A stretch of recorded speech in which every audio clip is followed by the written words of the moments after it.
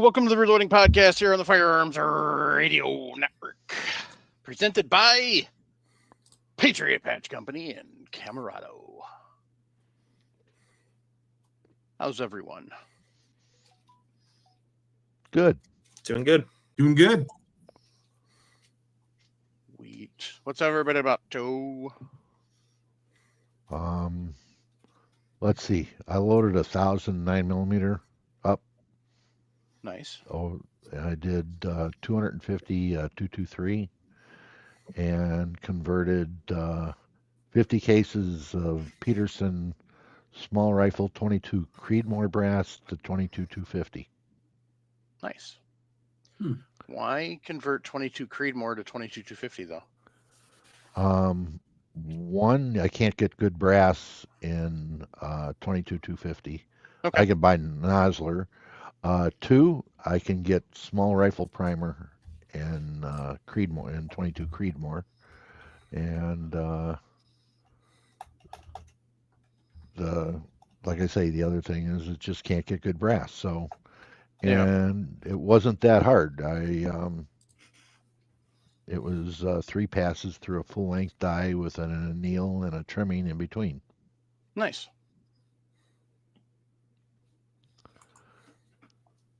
So, Jim, what you been up to other than hooking up your webcam? Sorting wheel weights. Meeting a friendly face in Fayetteville.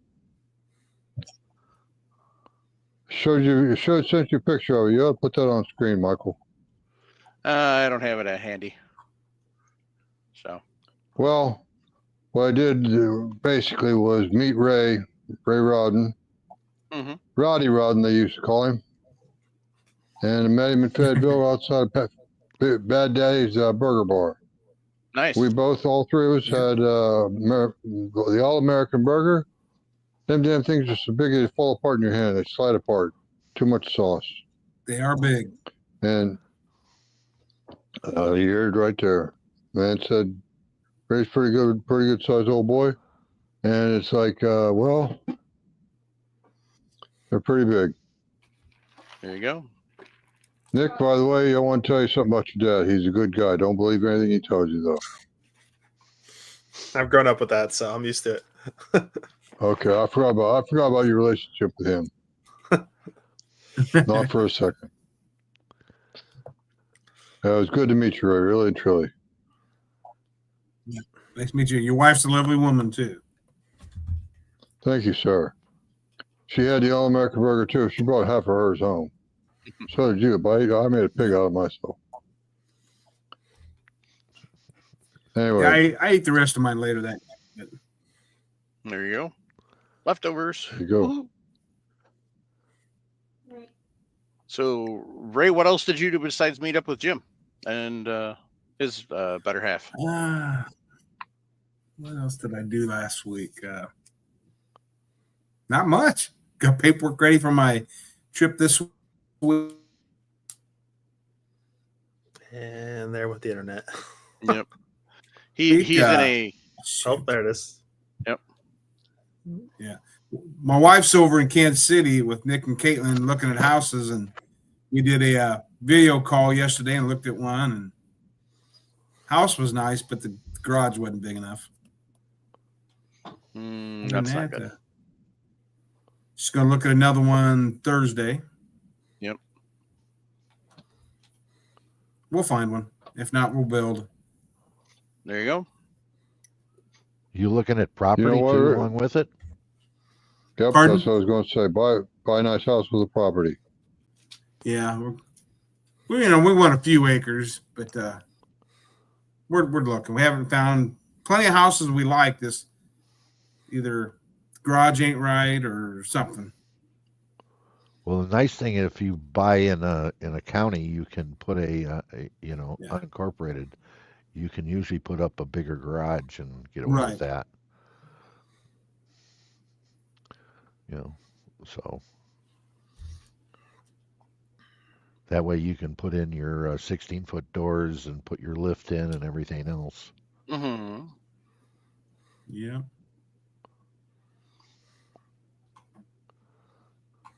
You'd think I learned not to touch buttons on this damn tablet. Get your Do computer. you think you learn how to working. connect your on your Yeah, I knew that was webcam, something and then you wouldn't have that problem? Yeah, So, you're right. You're right. You're right. Just I saying. totally accept the blame. Nick, But I what you did been up think to? of something. Not a lot.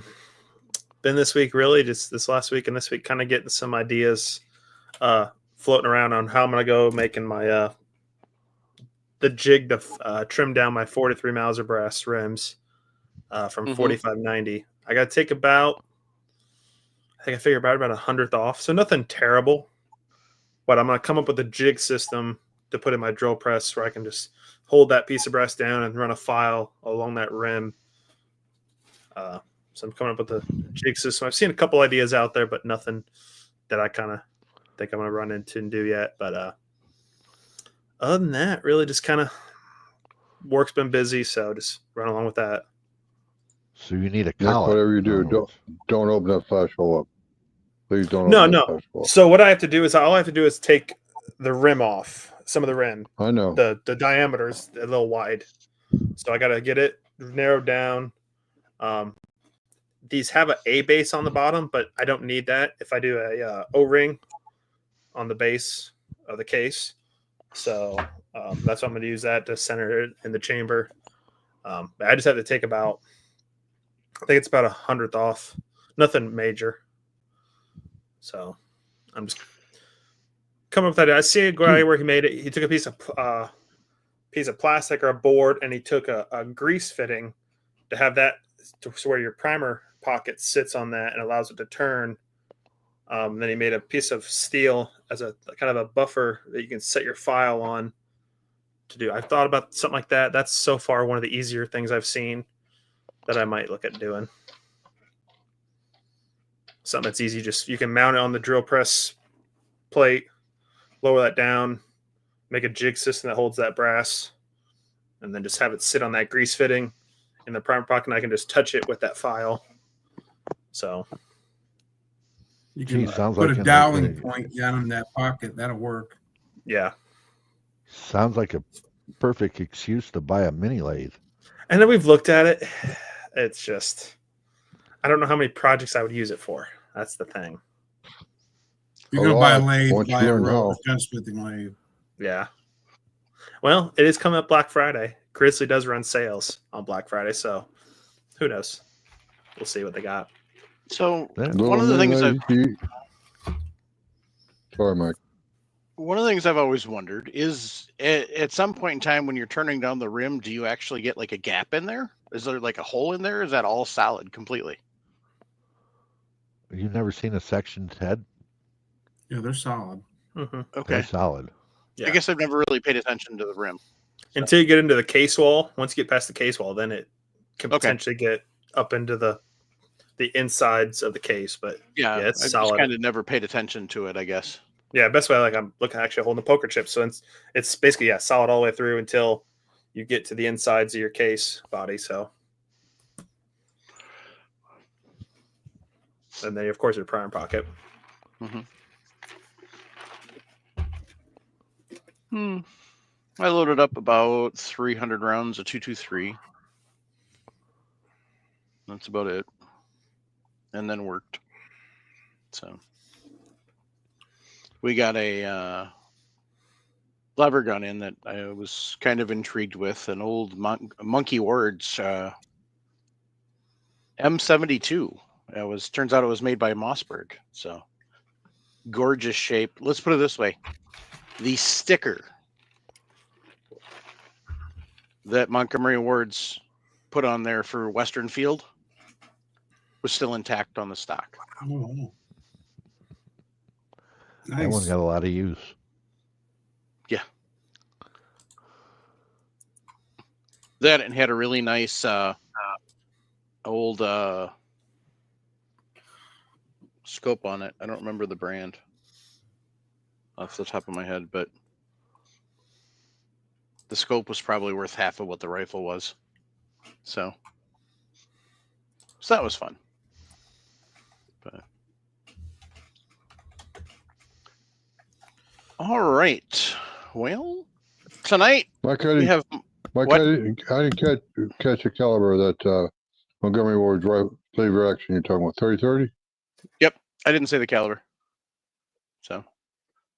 Thank Excuse you. me. So tonight we have Michael from Walk the Talk America joining us, and he's going to tell us all about it. I'm not going to say anything about it because I don't want to mess anything up. So let's bring Michael on and find out all about it. Hi, Michael. Thanks for joining us tonight. I think you're muted. Act like I've done this before. Hey, everybody. How's everybody doing tonight? Doing pretty good. So Doing good. Yeah, thank you for having me and bringing me on to talk about Walk Talk America. I appreciate that. absolutely. So as I've mentioned in the past, but I didn't really mention to the listeners, I heard you first on Tom Gresham's Gun Talk Radio. You've actually been on twice in the last couple months, so I've heard you twice. The first time I made a note to get a hold of you and have you on and forgot. And so the second time I heard you, I made sure I got a hold of you almost right away. So, definitely very impressed with your organization. Why don't we start out with what's your background? How did you get into this? How did I get into this? Nepotism. Yeah. My family Michael, you're owned muted again. Am I? How? Weird. I wonder if it It- changed your mic. Let me He's see. not muted. Click Michael on is not settings down muted. on the bottom. No, I hear him just fine. I hear him just fine. I hear him just fine. I hear him, Mike. Okay, And then I'm click here. on audio. I don't think, can you hear me? He can hear you, Mike. Can you guys hear me?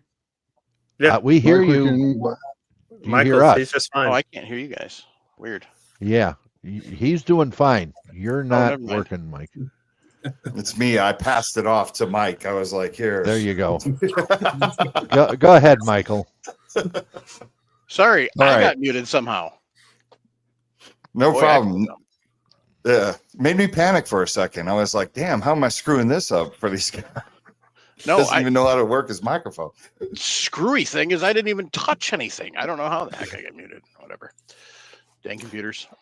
All right, so I'll just pick up where I left off. As a Yeah. product of nepotism, my family owned an importer called Eagle Imports.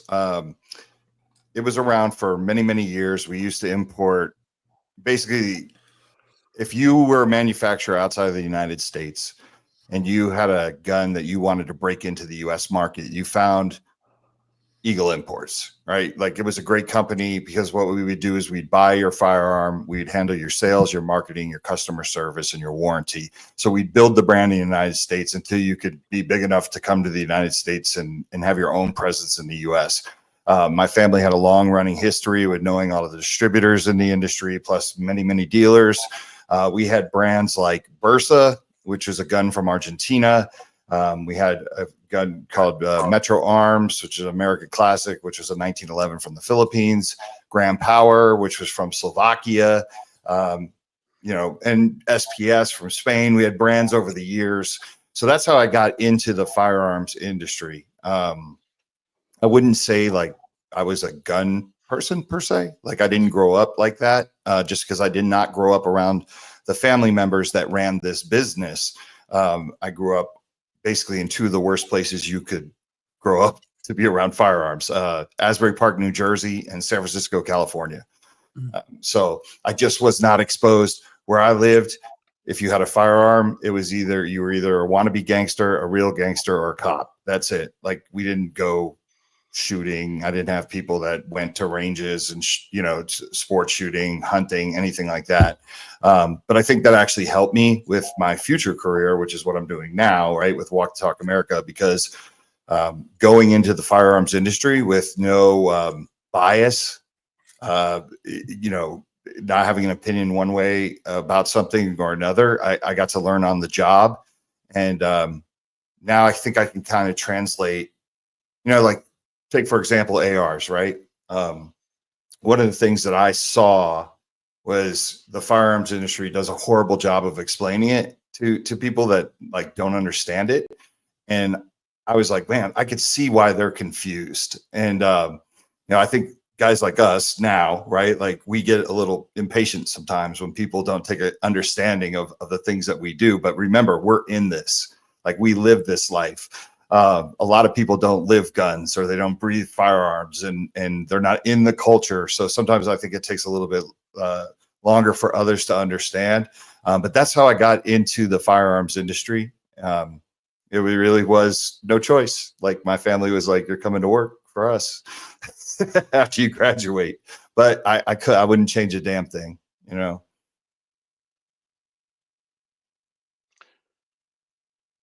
Yeah, you kind of really didn't have a choice in that one there. So yeah. how I was did pretty you? lucky. That's a kind of a really nice way to wind up. So Right. Nepotism is something to take advantage of. If it's offered to you, I Yeah. recommend it. yeah, if it's a good opportunity like yours was, yeah. So, Yeah, just don't screw it up. Like that's right. So now, how did you get involved with Walk the Talk America? Oh, okay. So that's another accident that was like, or something that really wasn't supposed to happen. But one of the things, and this is going back to not having any opinions or being biased at all when entering the firearms industry and the Second Amendment community. One of the things that I had noticed about our people, right, is that we would not talk about mental health. We would not talk about suicide. We almost avoided all conversations about any negative outcomes of firearms. And why? Because they would get used against us, right? So sometimes we would act like, hey, this isn't our issue. This is a mental health thing. And we just kept it moving.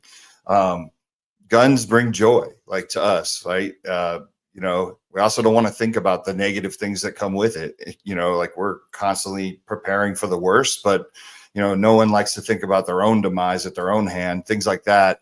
And it was weird because I would just sit at the NRA show or I'd sit at the SHOT Show.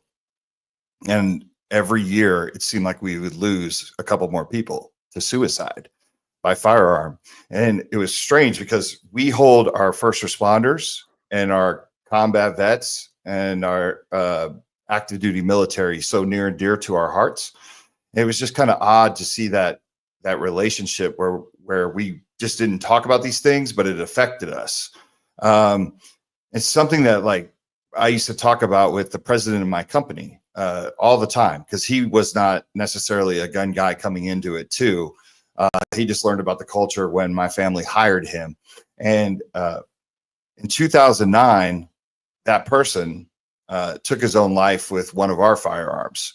So here we are, right? Like with a gun company, this is a very, very popular person within the firearms industry space. And I'm at his funeral, and his funeral is like a who's who of the firearms industry. And we put him in the ground and we just all kept moving. Nobody wrote about it. Nobody talked about it. It just was the way it was back then. And I'm going to say something that kind of like dates myself in terms of like movies, but talking about the negative outcomes of firearms, like suicide, to me was like that movie Twister with the tornadoes. And there's that scene where they're all sitting around the table and they're like, we don't talk about an F5, right? They're talking about an F5. And like suicide in our industry was like an F5 because there are plenty of people that have taken their own life with a firearm in our industry, but we usually don't talk about it. It's just like heartbreaking, but this person's gone. That wasn't what made me jump into this space, but it's just something that stuck with me because I had to become president of my own company. And, I always wanted to do something, but what do we do? Like, what do we do? We can donate to, suicide prevention organizations, things like that. but I wanted to do something more. So it always stuck with me. And in 2018, I was in New Orleans celebrating a massive sale that I had gotten with my national sales manager with one of the major distributors there, which was Lipsy's. And I'm not going to lie, fellas, we were like 12 vodka sodas deep. Like we were having a good time. We were at the bar and it was a really crowded restaurant. And we met this lady and she knew nothing about firearms. And, she was just like asking us questions. We go sit down for dinner. She was there by herself at a conference. I was like, we should bring her back here, like to sit with us, because she was sitting at the bar by herself. We bring her back.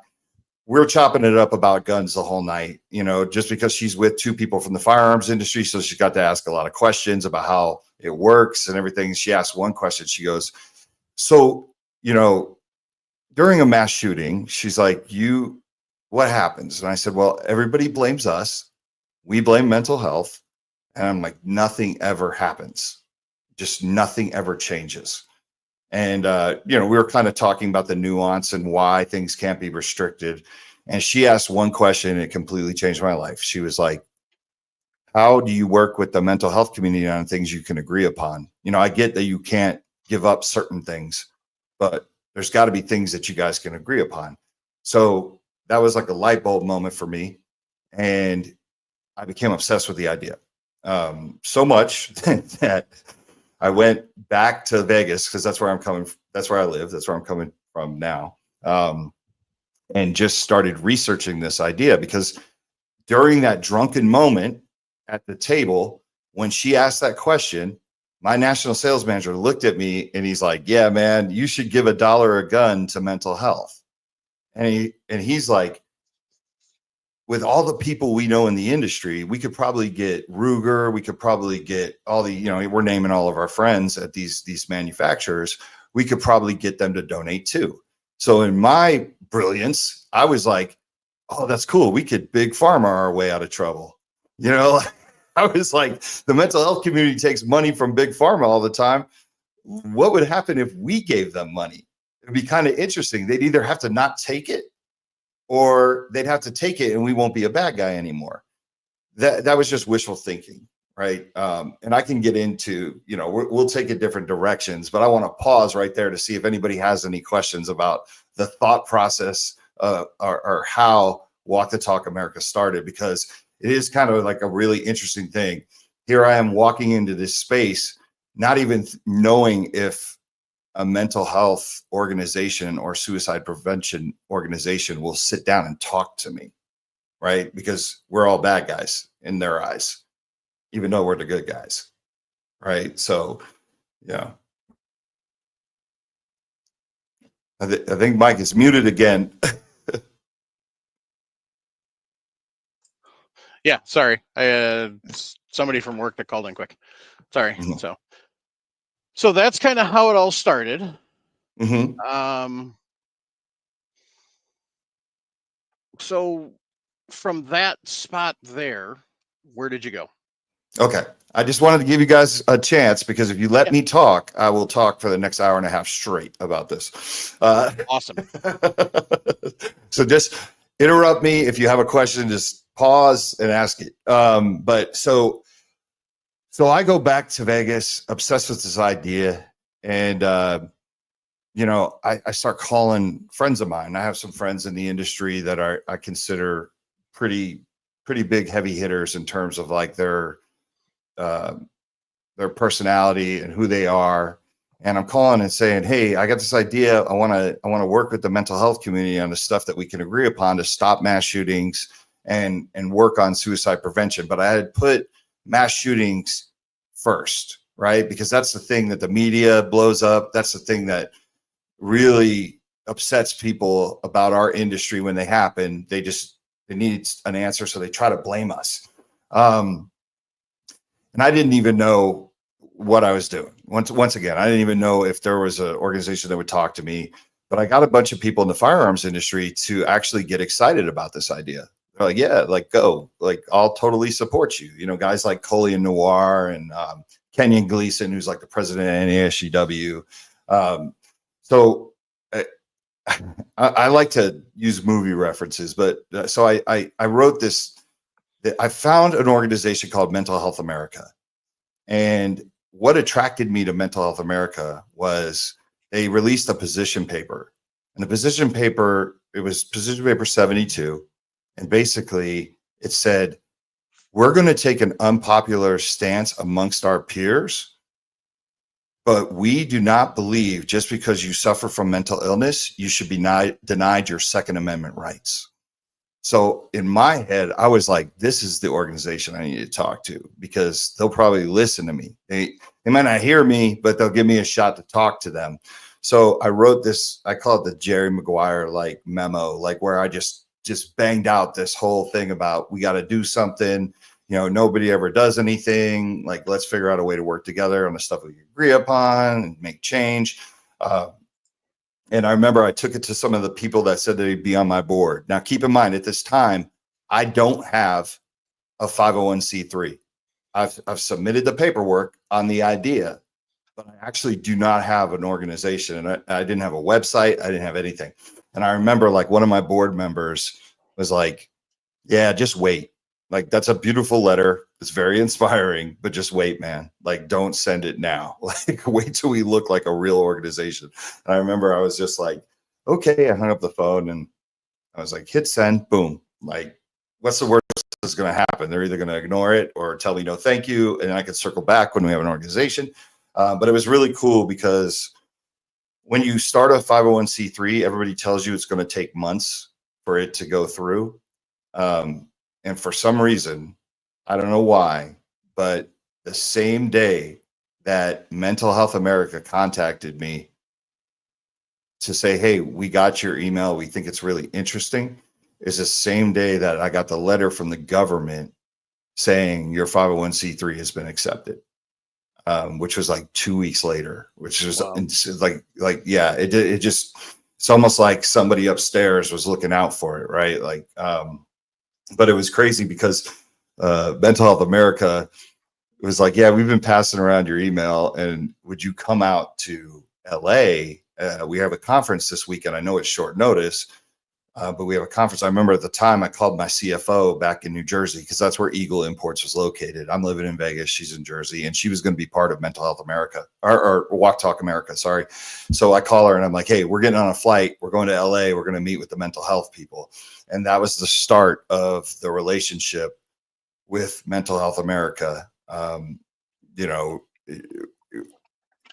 in the beginning, like I said, I thought they had answers. I thought the mental health community had the answers, and we just had to work together.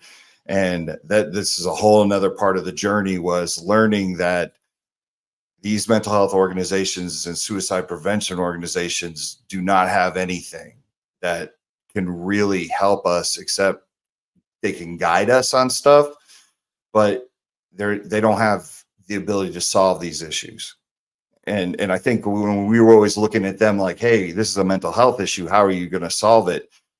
It's a lot more complex than that. It's not as easy to sit there and say we have to solve a mental health issue, because mental health is a very tricky thing. I mean, just mental health alone, there are 200 different diagnoses of mental health. I mean, fear of spiders is considered a mental health issue. But that's how I started the journey, kind of bridging the gap between the mental health community. It was really by chance, you know, it was a chance meeting, and then kind of saying, look, I want to make change. But what was kind of cool about it was, in the beginning, you know, I was taking around their position paper, and I was like, look, the gun industry can help you, like your community, with solutions. And I was literally saying, what solutions do you got? And they were like, well, we can write the solutions together. And I'm like, no, I don't want to do that. I just want to fund your solutions, your outreach, because that position paper 72, and this is just an example for everybody listening, they were basically saying, everybody here remembers Giffords, right? Like, we obviously know Giffords as an organization, but what actually happened to Gabby Gifford, that thing, they used that as an example. And they said, with all the budget cutbacks in mental health, we're not saying we could have stopped Gabby Gifford from being shot, But what we're saying is if we had the resources to do the outreach, maybe we could have got to that kid earlier to where he would have never done that. And that made sense to me. But the way I was reading it was they had those things, they just couldn't afford it. Mhm. So when I started to meet with them and I was like, look, I want to fund this stuff. And they're like, well, we don't know what that is. I was like, oh, but you say it. I didn't realize at the time that's how you raise money, right? Not to say that, you know, these organizations don't do good work, but I just didn't understand the game. I was like, oh, this is how they get donors to donate money. So that was a very depressing day for me because I had gotten a lot of people in the firearms industry excited about what I wanted to do. But at the same time, like any one of us could just give money to mental health. But what is that really going to do? Mm-hmm. Right. I remember sitting in a board meeting and I was like, hey, fellas, like this is, they don't have the answers. And Rob Pincus, who's a board member, like stood up and he was just like, hey, anyone can give money to mental health. We're from the gun industry. Like, how do we be different? Like, what are our solutions? Figure it out, and walked out. Right. And it sounds like it's a little cold blooded, but like it was one of the best days of my life because it forced me to take a look at what we can do as the industry and then create these programs, and they're ours. And I'm going to just pause right there, just in case anyone wants to ask me a question, but that's how it started. Like Rob. Yeah, Rob is, you know where you stand with Rob, right? Yes. Like he's a confrontational person. So, but that's really how it started. It started on accident. If I'd have met you the day before I had that dinner and you said, hey, you're going to sell your company in 2019 and you're going to be doing this full time, and worked with the White House and the VA and the DOD, I would have told you, you need mental health help. You know, but you know, it worked out. And all the things that I had a hunch about really worked out. Like, and it showed, and I'm going to kind of slide into how it worked out. Because in the beginning, I didn't know if I was going to get myself drummed out of this industry, just because of the nature. You know, we as gun people, when we see guns and mental health together, we're like, oh boy, here we go again. Another gun grabber who's trying to do something weird, or like Right. Trojan horse, you know. So for me, it was kind of like I was sitting there, I find out that Mental Health America can't really help me. No one has the answers. So I'm calling around all these mental health professionals and researchers and epidemiologists, some of like the most brilliant minds. That was the other funny thing about it. I had no business getting in touch. Like later on, I learned I had no business getting in touch with the people that I got in touch with in the beginning to ask them questions and pick their brains.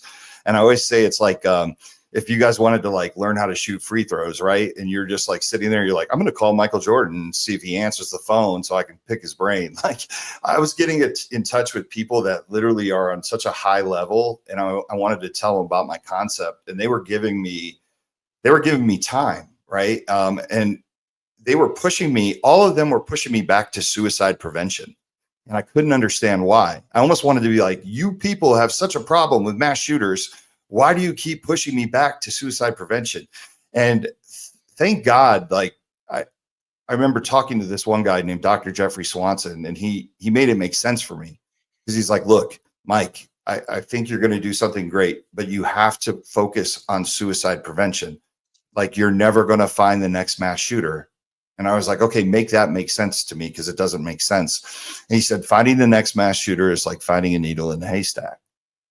Like, okay, what does that mean? Like, I don't get it. Why?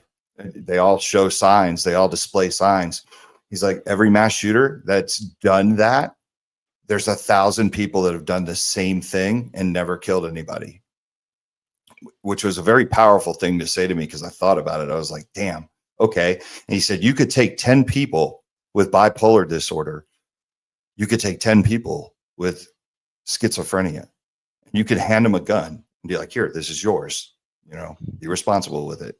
And they'll go their whole life without hurting anybody or themselves. And he's like, Mike, you could get in a road rage accident and snap. You could come home and find your wife in bed and snap. You have no mental health diagnosis. So you can't just pin it on that. And that's where it really, really made sense to me, because I was like, okay. And he was like, cast a wide net on suicide prevention and getting people resources to get help when they're not at that crisis point. You think of like the 4 stages of cancer, right? There's stage 1 and then there's stage 4. He was like, cast a wide net to gun owners at stage 1, and maybe you catch the next mass shooter while he's there, not when he goes up there. And that really, really spoke to me, because I was like, okay, now I get it. I thought it was easy to get it, right? Like, we talk about all the reasons why people do things. And sometimes I think we overlook certain things, right? Like, for example, we always want the answers. We want the answers just as much as they want answers, right? We want to figure out why people snap and do something horrific. So sometimes we blame SSRIs or we blame these things, but not realizing there are millions of people that are on SSRIs that never go into mass shooting rage, right? So what are go ahead. SSRIs for those that don't know?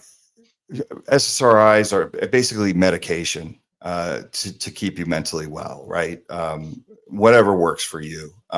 So a lot of, and look, I'm not a big proponent of just handing people medication and saying, hey, take this pill and now everything's good. But let's face it, most people don't take their pills correctly anyways. So many people will take SSRIs and they'll still go out drinking with their buddies on the weekends and stuff like that. None of that helps, like, when you're in crisis. But my point is, and I'm not saying that sometimes the SSRIs haven't caused somebody to have, I mean, they say it on the warnings, right? But I'm just saying, sometimes we can't blanket statement everything, right? We can't just pinpoint why. There's an expression that says, like, stay away from Mike, he's off his meds, right? Nobody ever says stay away from Mike, he's on his meds. So it gave me a different perspective of how complex this is and how we have to approach it, and why we have to cast a wide net with a lot of resources to make people feel comfortable coming forward and not worrying about losing their rights, and also educating them on how to do things for better mental wellness. Like, at its core, we're a suicide prevention organization, but I don't even want to catch you there. I want gun owners to be so mentally healthy that you never even fall into those crisis situations. I want to be there for you when you do go into crisis. But what I really want to do is culture change, our people to understand that guns and mental health aren't mutually exclusive and they can go together. Just as much as you train with your firearm, or you train retrieving your firearm, or you train with your AR, or you stage guns around your house, you can literally also prepare for mental health crisis. Or if you have a family member that goes, into it, it's like, what is the plan for our firearms if I start to have dementia? What's the plan for our firearms if my daughter gets her heart broken? Like, what's the, you can have these plans just like you plan everything else out. It doesn't mean you have to compromise what you believe in or your Second Amendment rights or anything like that. So that's what I've been put on this earth to do, is basically be a voice for the gun owning community to say, no. You don't deny us our Second Amendment rights just because we're in crisis. Like, that's BS. You know what I mean? But it took a long time to get to where I was, or where I am, because I had to convince the culture that I wasn't going to do anything that would jeopardize those Second Amendment rights. And then I also had to convince the mental health community that I'm serious, that I'm not here to blame or do anything like that. But it's been great because, like I said, the journey in creating the programs for gun owners, everything that we do now is being ripped off by the mental health community because they were out of ideas years ago. We were the first organization, and we could talk about some of the actual programs and things that we have, but we were the first organization ever to create a cultural competence course for mental health practitioners, to teach them about gun culture and be culturally competent in our world.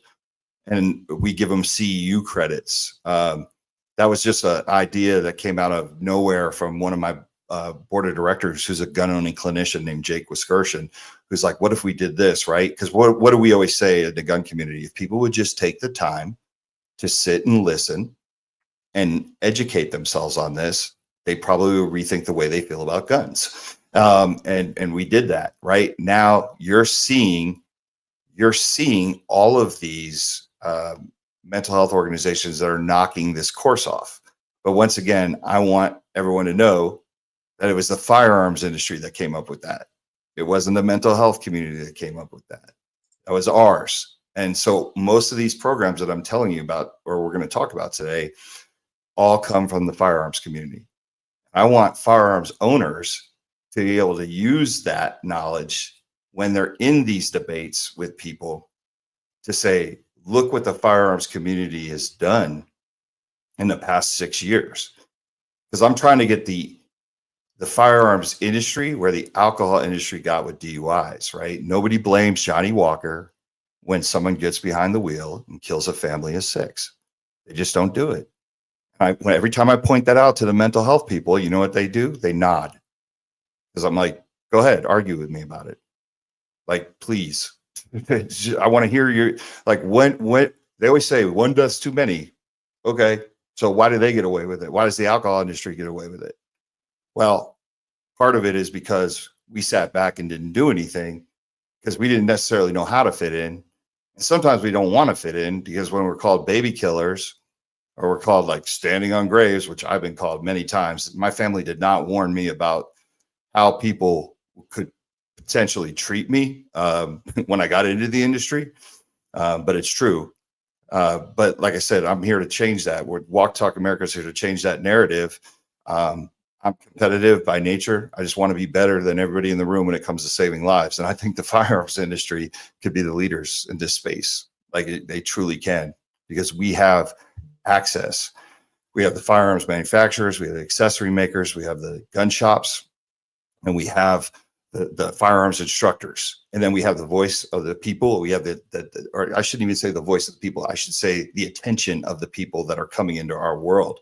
And that's how we do it, right? Once again, every program getting upstream to prevent the unpredictable, casting such a wide net, finding out what resources we can do that we can go to, and being that voice there.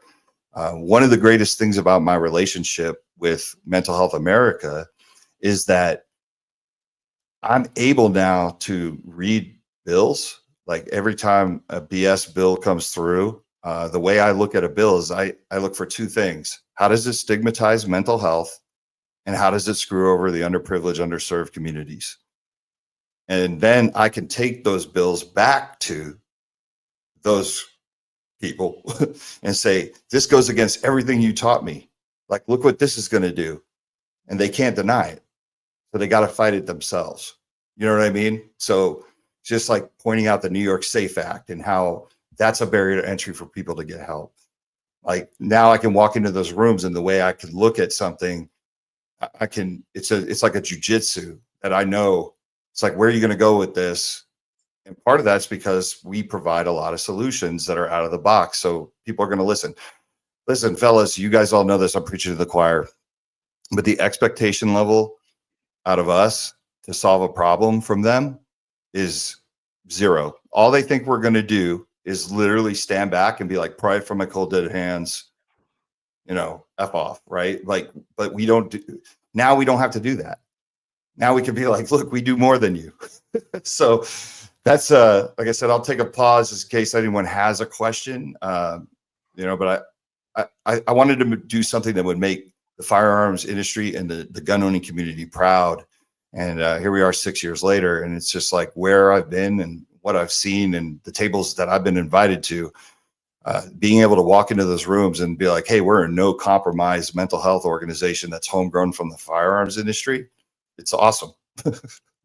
Michael, I got a question for you. I come from transportation industry, 40 years dealing with transportation. One of the things we always dealt with was improving highway safety and reducing accidental crashes and deaths on the roadway. And it's very similar to what you're doing. What kind of strategies are you using to prevent some of these deaths, prevent suicide, and how and what kind of results have you had? Okay, so this is awesome because actually I was just talking to somebody that had brought up the transportation thing. So talked about how the transportation deaths of the like automobiles and how technology and the things that have been done have gone down to greatly reduce it. So the very first, I'm going to take you guys back to the most depressing day, right? When I found out that they didn't have the answers. And this is a really cool story.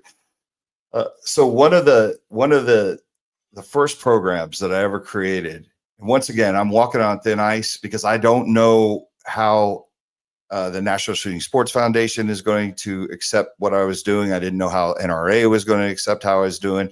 You know, I kept waiting for them to call me and be like, Mike, why are you even taking on this subject? Like, what are you doing? But they didn't do that, in defense to all of them. But so I'm trying to wrap my head around what can I do to make gun owners healthier, right? And I'm sitting in my office, and my daughter comes into the office, and she's like, "Dad, I think I suffer from anxiety." And I grew up in a family from New Jersey where if you said something like that, the response would have been, I will give you something to have anxiety about. Like, keep it moving, right? And for me, this was a teachable moment for my daughter, right? Like, because I don't believe that was the answer. I mean, I think kids aren't tough these days, but if a kid comes to you and says, I think I have anxiety, I think you need to have a better action plan than, hey, I'll give you something to have anxiety about. But I wouldn't change the way I was raised. My family loved me. They just were tough. They were tough Italians. But with my daughter, I was able to say like, hey, you know, Daddy's working with this mental health organization, because my daughters would sit in my office and watch me on the phone and watch me work. And I said, go on their website and take they have a free and anonymous mental health screening, which I thought was a really cool tool. Like, you know, I was just like, at the time I was like, I don't know really what it will do for people, but like for a kid and stuff like that, like, yeah, I was definitely wrong. Like, it's a game changer, but, and we'll get to that part. But so I said, take the screening for anxiety. And I said, answer it honestly. I said, no one's coming here to get you. Like, you know, so she leaves. 2 days later, she comes into my office. She's like, Dad, I took the thingy. I was like, what are you talking about? She's like, the thingy for anxiety. I was like, oh, you took the screening from Mental Health America. And at the time, I didn't have the screening on we didn't work together in that capacity where the screenings were available through Walk to Talk America. But I said, well, what did it say? And she smiled real big and she goes, I only have mild anxiety. And I was like, that's good, right? Like, and it shows you how to mitigate that. I was like, it shows you how to bring that down. Like, if you're feeling, she's like, yeah. And she turned and she goes, I'm going to give this to a couple of my friends and tell them to take it because I think they need it. And I had this moment. I was like, well, what if I put that, like the link to the screening on a wristband, and I started passing them out at gun shows. And if you go to our website and you go through the screening, there's like 12 different screenings. There's one for depression. There's one for anxiety. There's one for substance abuse. There's one for schizophrenia, right? Like, there's all these screenings that you could take that they don't ask you a thing about guns. It's completely free and anonymous. There's no data tracking. There's nothing like that. But it was funny. The very first time I took these screenings, I had to make sure I wasn't sending my people into a buzzsaw. So like, literally, I'm up there answering the screening like how I feel like right now, which is pretty normal, right? And then I was like, okay, I'm going to answer all these screenings as if like I'm in the worst crisis of my life, because I just wanted to see what would happen. And of course, nothing happens. Even if you go to the worst, you fill it out for depression and you're in the worst time of your life, all it does is tell you, please call 988. You know, you are at very high risk, like that type of thing. No one knocks on your door. No one puts you on a list. No one does anything like that. We've been around for 6 years. If that already happened, I wouldn't even be on this show. I'd be like a pariah. I'd be kicked out of this community real fast. But so I go to SHOT Show and I'm passing out these bands to people that are coming up to the Eagle booth. I'm like, hey, take a free anonymous mental health screening. They're like, what is this? Guns and mental health? Like, some people were looking at me sideways, and then others were literally sharing like suicide loss stories or telling me with tears in their eyes, like how they struggle with mental health, but it's so hard to do something because they're afraid to lose their rights. Right. So I'm thinking in my head, like, I'm on to something. And Ray, bear with me here because I'm getting to these programs. I'm getting to these things. But I'm like, hey, I'm on to something that people need an outlet. Gun owners need an outlet to talk about this stuff. So after a couple months go by, and I've done a couple gun shows, I'm like, well, what's the next evolution of this? Like, where do I go? So I'm like, I have foreign manufacturers. They're not into like they don't have their finger on the pulse of our people here. I was like, I wonder if they'll put a card in all the boxes of their guns that just says like, hey, this is a homegrown gun industry mental health organization that wants you to be mentally healthy as a gun owner. Take a free and anonymous mental health screening if you feel like it. You have somewhere to go. Like just a passive card like that. So I start all of my foreign manufacturers, like, I said, hey, I need you to put this card in a box. And they're like, well, what is it? And I'm like, it's free and anonymous mental health screenings to keep our customers healthy. Like, we want that, right? Like, doesn't that make sense? And they're all like, yeah, like, that totally makes sense. So I had Bursa, and I had all of them agreed to do it. I remember like having a meeting with my people, with my employees, and I was like, listen, I don't know what's going to happen. I don't know if we're going to get calls and people are going to be angry and people are going to be upset, or, I don't even know if we're going to get in trouble with the powers that be, our gods, which is like the NRA and the NSSF and things like that. And, everybody was like, no, it's a good idea. Like it's good for people. And it was amazing. Like, we were getting phone calls from gun owners that are like, hey, I just bought a Bursa, and this was in the box of the gun. And I want to thank you. People sharing their stories, and people just saying like, hey, I took one of those screenings. I think it's really cool that you're doing this. I think, so it's super positive. And once again, now I'm just like, wait and see what happens. Like, I still don't know if I'm going to get in trouble. After a couple months passed, I was like, yeah, I think it's safe. I'll start approaching some other gun companies. And I remember like going to High Point and going to Arms Corps, right? These are gun companies. Obviously, you guys probably all know. And meeting with their owners and being like, hey, I need you to put this card in the box. And they were just like, what is it? And I'm like, free and anonymous mental health screenings, like for your customers, And I was just like, I've been putting them in my boxes, and the response has been really good. And I remember like both of them, like both the owners, like Charlie Brown and Martin Tawasan, one's High Point, the other one's Arms Corps. Mm-hmm.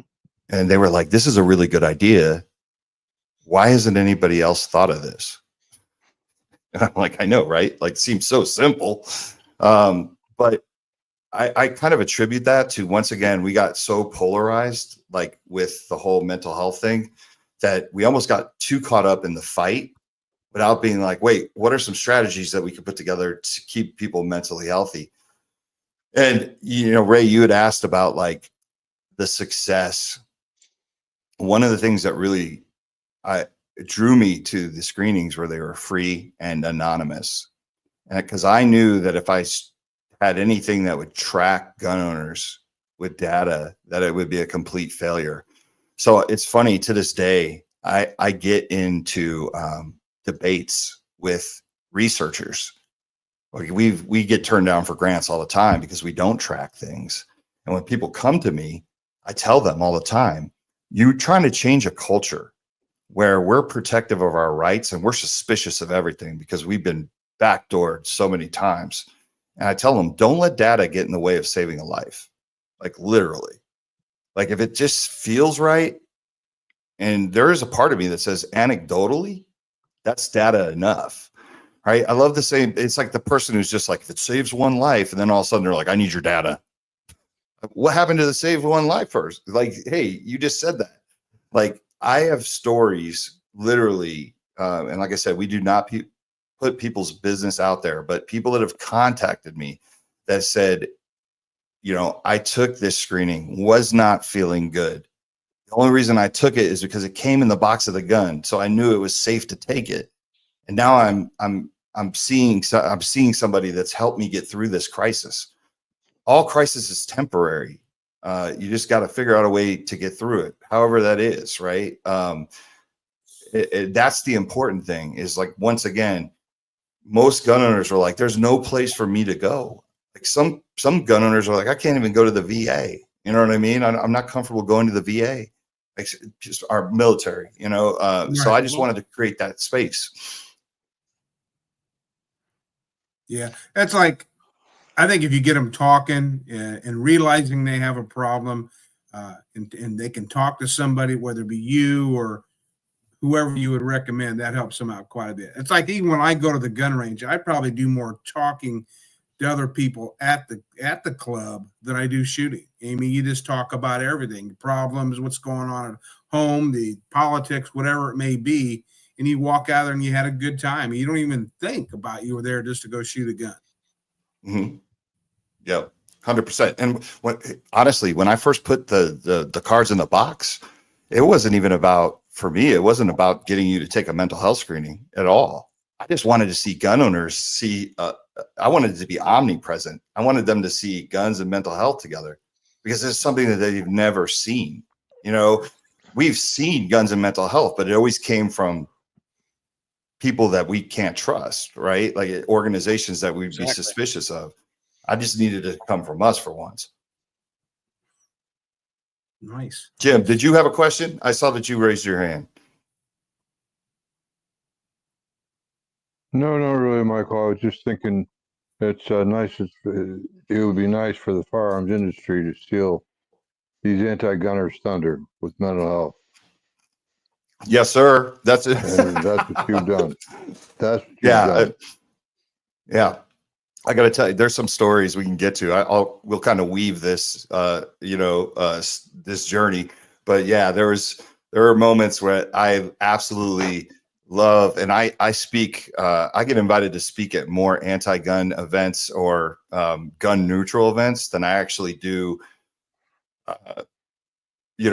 The gun industry stuff. The echo chamber, like I'm good there. Like, Tom and everybody, like, we're all on the same page. But my excitement really comes from going into the places, like I said, where the expectation level is nothing. And I'm walking in here and everybody else is playing for second place. Like, because, think about it. I was able to get Ruger to put the cards in the box. I was able to, and we have like 20 something companies now.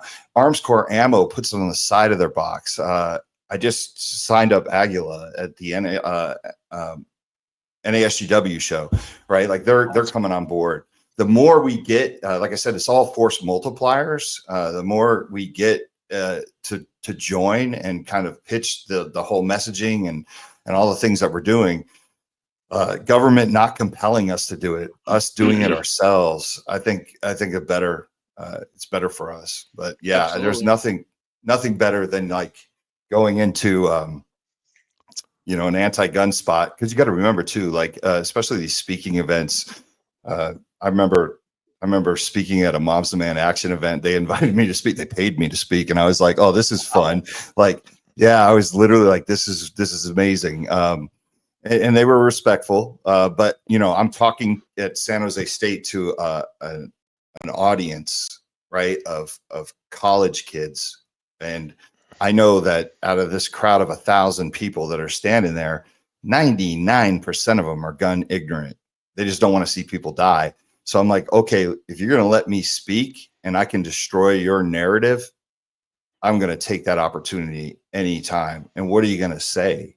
Right? Like, one of the things I like to say to a crowd, especially one that may be gun ignorant or anti-gun, is I like to bring it back to suicide prevention. And what I mean by that is when I get up and I'm just like, hey, I'm from Vegas, right? Everybody knows October 1, Mandalay Bay, right down the street. I'm like, it's a horrible, horrible, horrific day. We lost 59 people that day. I think include the shooter. I'm like, we lose 74 people a day to suicide by firearm. So we have over an October 1 shooting every single day that the media doesn't talk about. It's suicide, right? And then when you put it in that perspective, you can actually see the hamster wheel turning in a lot of these Gets their people's attention heads real quick. real fast. So I'm like, wow, imagine if we put the attention to suicide prevention instead of trying to ban an AR. As I always tell them, this is another great line I love to say is like, what if I told you that I could stop drunk driving by banning red sports cars? Would you say I'm crazy? And everybody's like, yep. And I'm like, that's how we feel when you say ban an AR to save a life. It's really the most ridiculous thing on the planet to say. Like, no disrespect to anyone that's lost their life to it. And that's not what we're talking about. But stop with that. Is that I'd rather have you just hate all guns and live in your cartoon world and magically wave a wand and want them to all go away. Like, I respect that more than I do the person who's like ban ARs. I'm like, ban ARs for what? Not to save lives. Like, that's ridiculous, because that's not saving lives. You know, we have a mental health Michael? issue in it. Yeah. The other point I wanted to elaborate on a little bit is reaching out to the military, because that comes near and dear to my heart. There's 2 veterans in this show right now you're keeping company with, and it's near and dear to both of us. Yeah. And it's hard. Well, It's hard for that, for people to go to the VA, because the VA has a real problem with firearms and mental health. Well, And up until 2 years ago, there was no oversight on the VA. They could just gank your rights and you were done. Yep. So and I want to, the I other wanna the be- other thing I want to ask is, how do you find somebody to go to in order to help you? Okay, you just there's laws in states that sit down and say that, hey, if this guy has got tendencies to do this, you're required to, um, you know, notify. file a report and Yep. have his guns taken away from him. So there's this states that are worse than that. There's states like New York that have the New York Safe Act, or if you just go in and do the right thing to get help, which we are totally against, that you could end up on a list. Like, New York's a horrible one. But that's why Illinois is the same way. Illinois is Yeah. the same way. I have issues. All right. I have cancer. I'm sitting there, working through it and everything else. I go to a psychiatrist. I'm getting help, but we've come to an understanding about this, and so it's not a thing. But a lot of people are going to sit down and say, how do I get help without violating my rights? And they have there is a difficult time to find somebody that will do that. Yeah, and that is why it's super important. Remember earlier I had talked about the cultural competence course for mental health clinicians. That is a huge thing, that we get as many clinicians to come through there, because there are so many clinicians that do not understand our culture and us, right? And to be fair to them, not all of them are anti-gun. So what we did is created the first directory of pro-gun mental health clinicians that we're continuing to build out. These things take time and money, but it's one of the things that we want. So if any of your listeners are ever going through it and they want assistance trying to find someone and there's nobody listed in your area, the recommendation is to call us, because we look for the people that understand us. But really what we need to do is build out this directory. So anybody that knows a Pro 2A clinician, I please refer them to us, because we need more clinicians to come forward and say, no, you know, just because somebody says I had anxiety and I shot off 1,000 rounds this morning and now I feel much better, that doesn't mean they need to have their guns taken away or be put on a list. One of the things, and Jim, thank you for what you said about, you know, and obviously Paul, like everybody that's served, thank you. I don't want to jump off what you said because everything you said is true. And that's why we got to keep coming forward. But I want to talk about the VA. In 2019, I got an email from the White House that asked me to be part of the Prevents Task Force for the VA suicide prevention team. And I went up to DC and literally was the only person representing the gun industry there. NSSF was not there. There were no members from NRA. It was just like 30 of us that were tasked to spend 2 days in a room to try to solve suicide prevention. One of the recommendations that I had as that team member was the VA needs to be more involved in the gun industry. And I brought up like, hey, you guys need to have a presence at SHOT Show. You need to listen to veterans. A lot of veterans gravitate naturally towards the community and they all have jobs. Most of them, when they leave, they find a way to have a job in our community, the gun industry. And there's a lot of information that there's some misinformation, right? And the VA can only get better if they have checks and balances, right? Just like I always say, everything, you have to have checks and balances. You can't just do whatever you want. But my recommendation at the time was be more involved in the gun industry. And they told me that they are not allowed to do that. Like they can't. And I was telling their higher ups, what if I pay for it as Walk the Talk America? And I bring you to SHOT Show so you can talk to all the veterans that I know, because I know some veterans that have some pretty high up jobs in this industry and they didn't have a lot of kind things to say about the VA. And what happens is if someone has been burned by the VA 2 years ago and the VA changes that policy in a year, guess what? That person isn't coming back to see if you changed your policy and made it better. They are now going to tell everybody that they know, stay away from the VA. Right. But I am proud of the fact that now, if you go to SHOT Show and WTTA and NSSF and the VA and the DOD, we are all working together. So they are clear about what they've done and how they need to fix it. And I feel like we are now the checks and balances to work together on the messaging, work together on the make sure that we go against, if someone is not financially literate, they should not lose their firearms, right? Which is a huge issue the VA had. These are the things that, because we're providing solutions as the firearms industry, I think we're taken more serious now.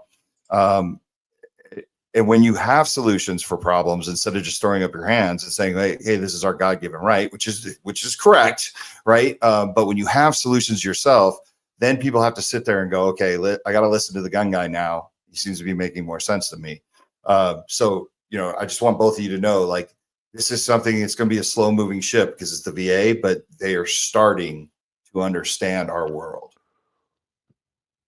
The problem Well, that like we Paul have said- is the problem that we have with it is the VA is still a governmental entity, and they have a very long memory. Yep. That's true. Okay? You got to remember, though, the Well, I VA don't is go to also the made VA. up of a lot of people that believe the same thing we do. Well, we understand that, but Yeah. they also they're officers and enlisted and everything else that are required to do things, and all they have to do is make a requirement, and that's the end of it. Yeah. But trust me, I hear you on that stuff, and those fears are correct, but we're never going to change it. If we don't talk to them, we're never going to change it. We're never going to get changed. We got to keep fighting. Well, it's not the VA itself; it's the people that are going to be higher up that either are elected or appointed that make rules that we can't control. Yeah. So if we hide Make it from the rules. VA, But go we ahead, can Jim. through Congress. They're appointed by people that are anti-gun, and they're going to appoint their own cronies. Mm-hmm. That's when yeah, we get Congress involved. just like when you know, I was there under the Trump administration. And as soon as we moved to the Biden administration, my service was no longer needed from that administration, which I expect, Exactly. which I expected, which is fine, right? Like I get it, but now we have a new administration, and this is why we can't be complacent. Like we have to move. You know what happens with the gun industry and everything is like when we have our guy in there, we tend to kind of sit back and relax. Here's the thing that would happen if we made a law, as Mike is sitting there saying that you can't do this. You know, the law, Congress would get burned. The president would get burned if just one thing happens. Okay. A 0.5% rise in suicide, and they'd be all over them. I'm not trying to be negative here. I'm just trying to explain how we see the world working in in a few years we've been around, right, Jim? You know. But the question is, Paul. The question is, Paul. Just because it's been going that way, do we have to continue to accept it that way? No, I don't say we have to accept it. I'm just telling you how we see the critters that we've elected in Congress and the Senate are so interested in the vote and not in the responsibility that they will look at trying to get something passed like what we're talking about now, that you know, they don't want to take the hit. You know, every 2 years these guys are going up for election, and they're sitting there going, man, you know, I vote for this. You know, and something happens, I take the hit because I voted for it. No, I'm not going to, even though it's the right thing to do. You can't convince these people to do the right thing, you know, because Mr. Sedini, I have to tell you, all of us out there, we agree with your new approach, suicide prevention rather than, you know, I like the approach. There's nothing wrong with what you're doing. You're to be highly commended. And I, for one, the next time I go to a convention, I'll talk to the VA. If I don't trust them, I'll talk to them anonymously. I'll cover my name tag or whatever I have to do. I don't trust them. But again, too, my name is not exactly unknown in the military world. Yeah, it's everything you're saying, Paul, is correct. But damn, I'm competitive, so I'm not going to quit. I'm just going to keep swinging. Right.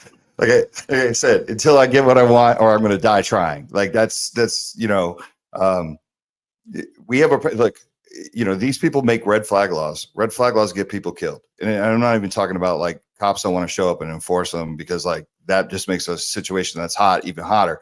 What I'm talking about is how many people don't go get help because they're afraid of the red flag law in their state, right? So I'm here to get in the way of all the people that think they're so great and talk about, you know, you have a blind spot that you never thought of. We're not going to beat these things back unless we don't point these things out. And I'm lucky enough to have a spot at the table to where you can't say anything to me. Like if I got invited to the Aspen Institute of Health, I was the very first person from the firearms industry to be invited. I got off the plane and 12 people were afraid for me. They were like, listen, this crowd is very anti-gun, and the subject of guns has caused fights before, and there's not even a gun person in here. Like, and I was like, no, we'll be fine. We're good. We're good. We're good. I sat up there with 2 other people on this panel and had way more solutions coming from the gun industry than any of them had ever even thought of. Cause language is great. I mean, it only goes so far, right? Messaging, language, all that stuff, like everything that I wanted to do, our action plans, everything, like whether it's our toolkits, whether it's what we give to firearms instructors and gun shops. And I saw somebody in the chat earlier asking, hey, do you work with gun shops? Absolutely. Gun shops got to reach out to us, but we have a whole toolkit that we send to them. They cost $50 basically. It costs us $50, but we send it to gun shops that want our literature out there and they want our, I would call it swag, like the bands and stuff like that. But all of these things, none of these mental health organizations or suicide prevention organizations do. And I want to tell your audience this. Every place that has a red flag law where they make up these numbers that say, hey, we reduced gun suicide, suicide as a whole went up in every one of those states. Mm-hmm. So what is the goal here? What are we trying to do? Are we just trying to get rid of gun death? Like, like no one's ever been able to define the goal for me. My goal is to stop suicide by firearms, but it's because I can do that because of how I'm positioned. But the goal from everybody else should be to bring suicide down as a whole. So don't cheer on your stupid red flag law or your ERPO that you think is so great when more people are dying because it's keeping people from getting care because they're afraid to step forward because their Second Amendment right, it trumps everything else. They don't want to lose that. And like I said, if we're not at the table pointing this stuff out and playing with each other's ideas in a graceful manner, I'm polite about it. You know, I'm fired up here, but I'm talking with my people. You know, we're never going to change anything, and they're just going to control the narrative and do everything they want. And you know, I don't like it. If we go back to, go ahead, Jim. I was just going to say, if you think that I personally am trying to discourage you, forgive me. I did not mean that. I want to. Oh no!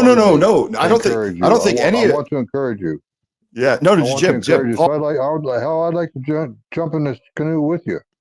Yeah, no. I don't think anybody here is discouraging me at all. I want everybody to understand. I'm not. My competitiveness in it. We can beat these guys.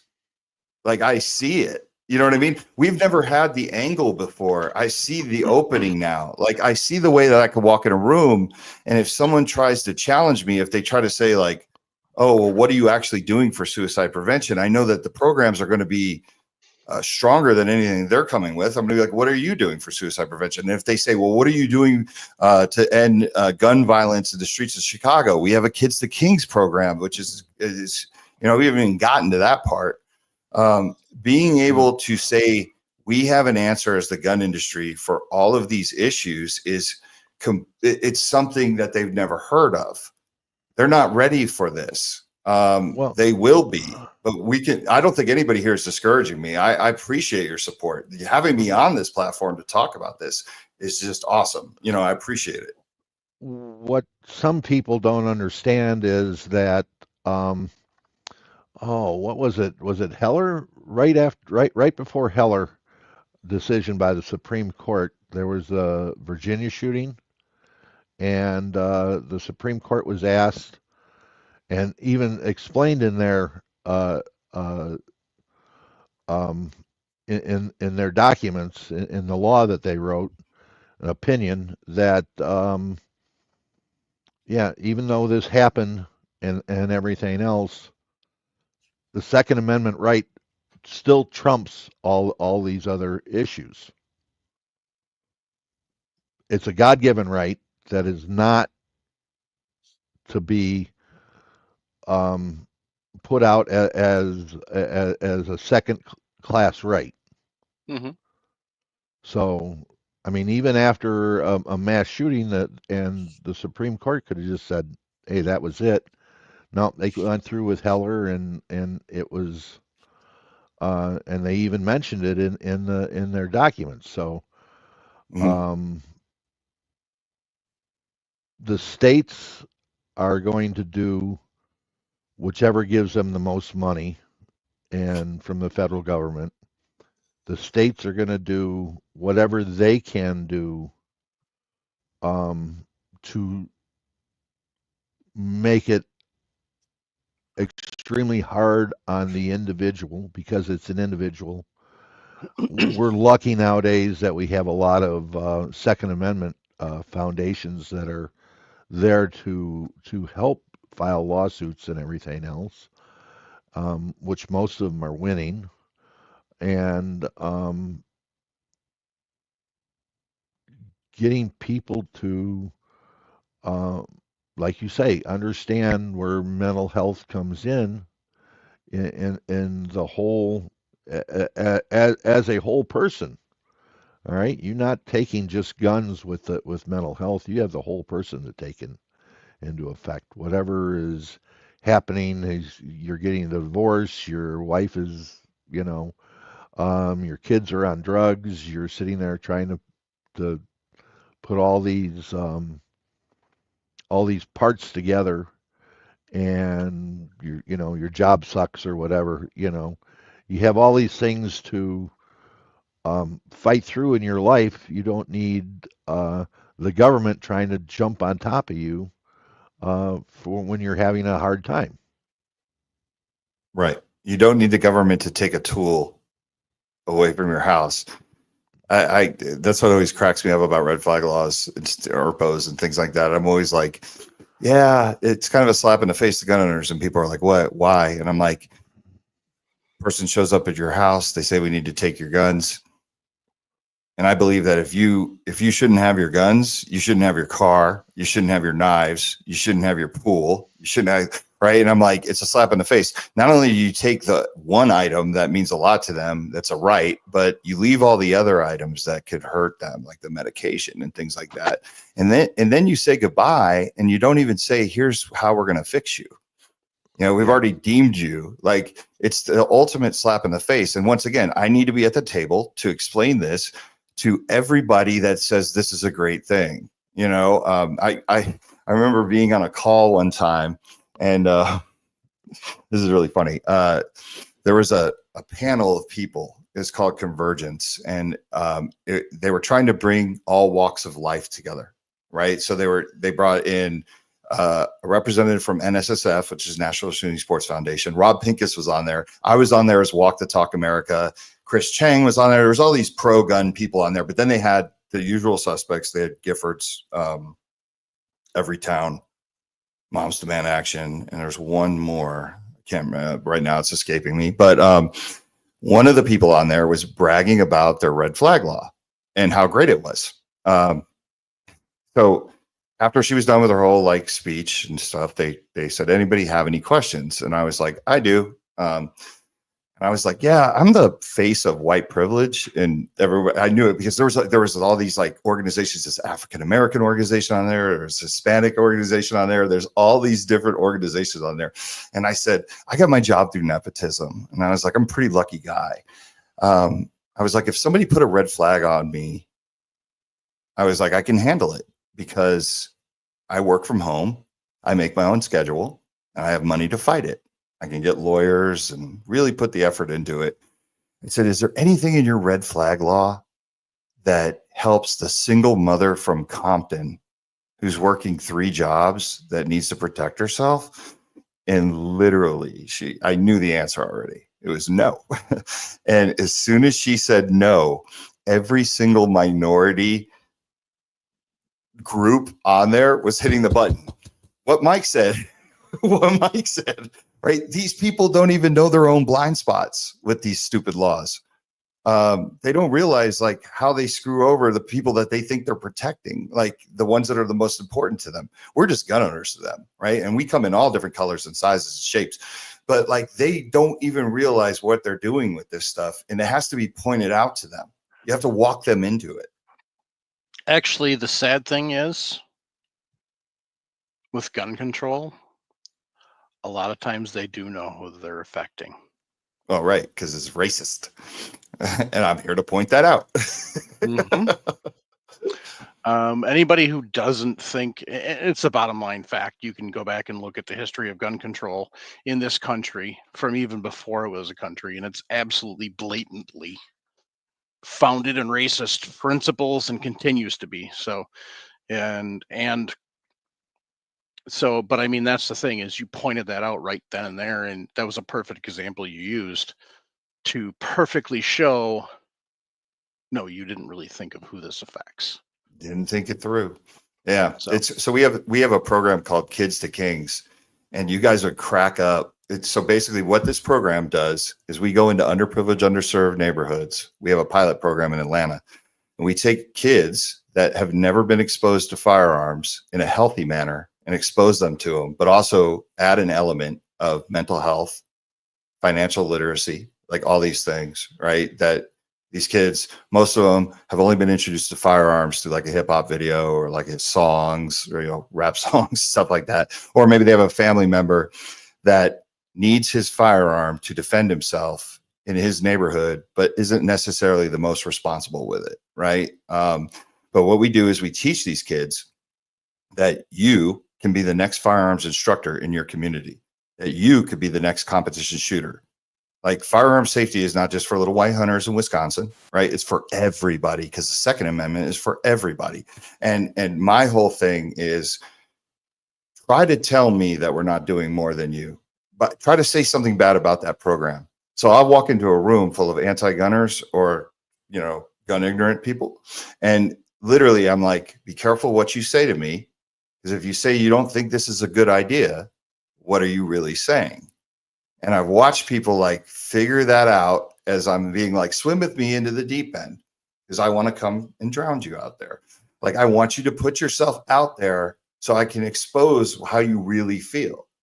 And it's been not only is it an amazing program, and I watched the growth of these kids. There's nothing better than like watching a child like get out of that environment, but like literally putting, lead on target and being empowered to understand. This is a program I needed. My first experience with a firearm was a negligent discharge because I didn't understand one in the chamber.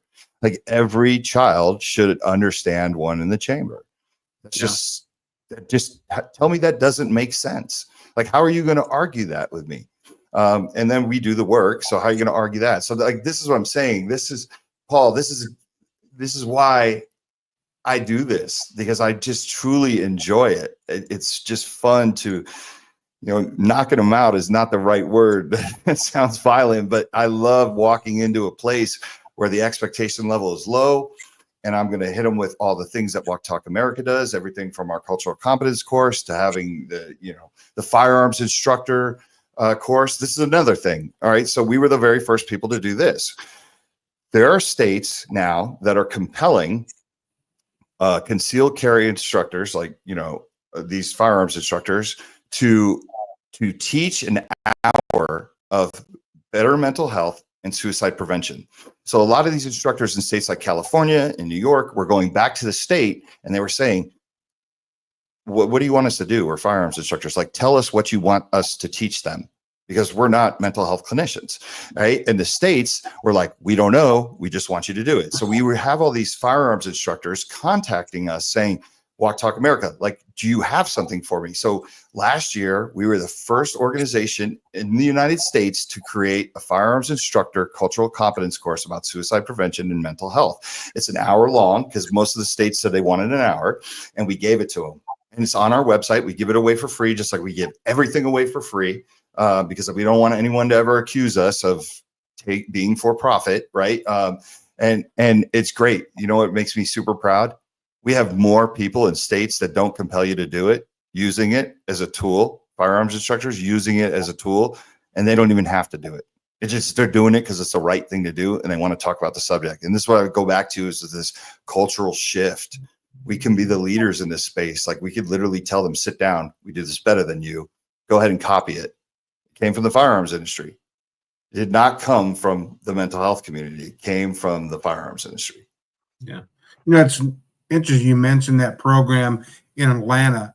I grew up in a house, really didn't have any guns when I was a real young kid.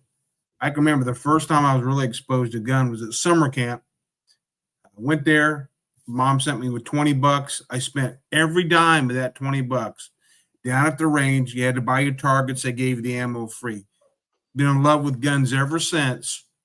And there again, I think a lot of these inner city kids, if they're the only time they're ever exposed to a gun is in a bad way. If they can get into it and see, like Nick and I, we love the older stuff, the history part of it. All of us here reload. We love the reloading part of it. There's people that do the mechanical and the refinishing. everybody that's into guns, that not necessarily they're out there to kill somebody. So there's a wide range of people. If you're never exposed, that's the shame. Yeah, you have to catch them young and teach them that, you know, guns, the second is for everybody. And it's like I said, it's really, it's awesome to imagine having just, I always like to use the term force multipliers, right? Like having a bunch of kids in the community that even, look, we're not here to judge why they have a gun, but like they could at least be like, whoa, do not muzzle flash. Like, look at your finger, get your finger off that trigger. Like having little kids being able to spot those things, you know, like the way we watch movies and we literally look for every freaking flaw. It's just natural. It's like, oh my God, he just muzzle flashed that kid. Like you look at those things and it's just like, they have not had that exposure, and you can change a kid's life by being a positive role model. And one of the craziest things about the very first time we threw the course, our main instructor is a guy named Kevin Dixie. And Devin Perkins is the creator of the program. Yeah. He's like, how many of you? A few times. Okay. Yeah. He's just amazing. He said, how many of you have access to a firearm, even if you shouldn't?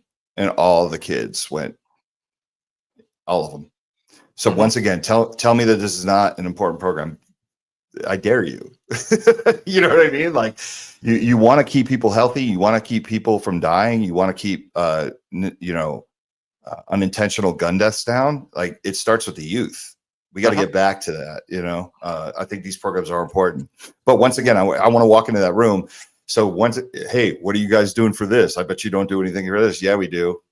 And we're actually doing the work. We do it better than you. We need firearm safety back in the schools. Yeah. Unfortunately, men can be listen. And you want Robot Ray?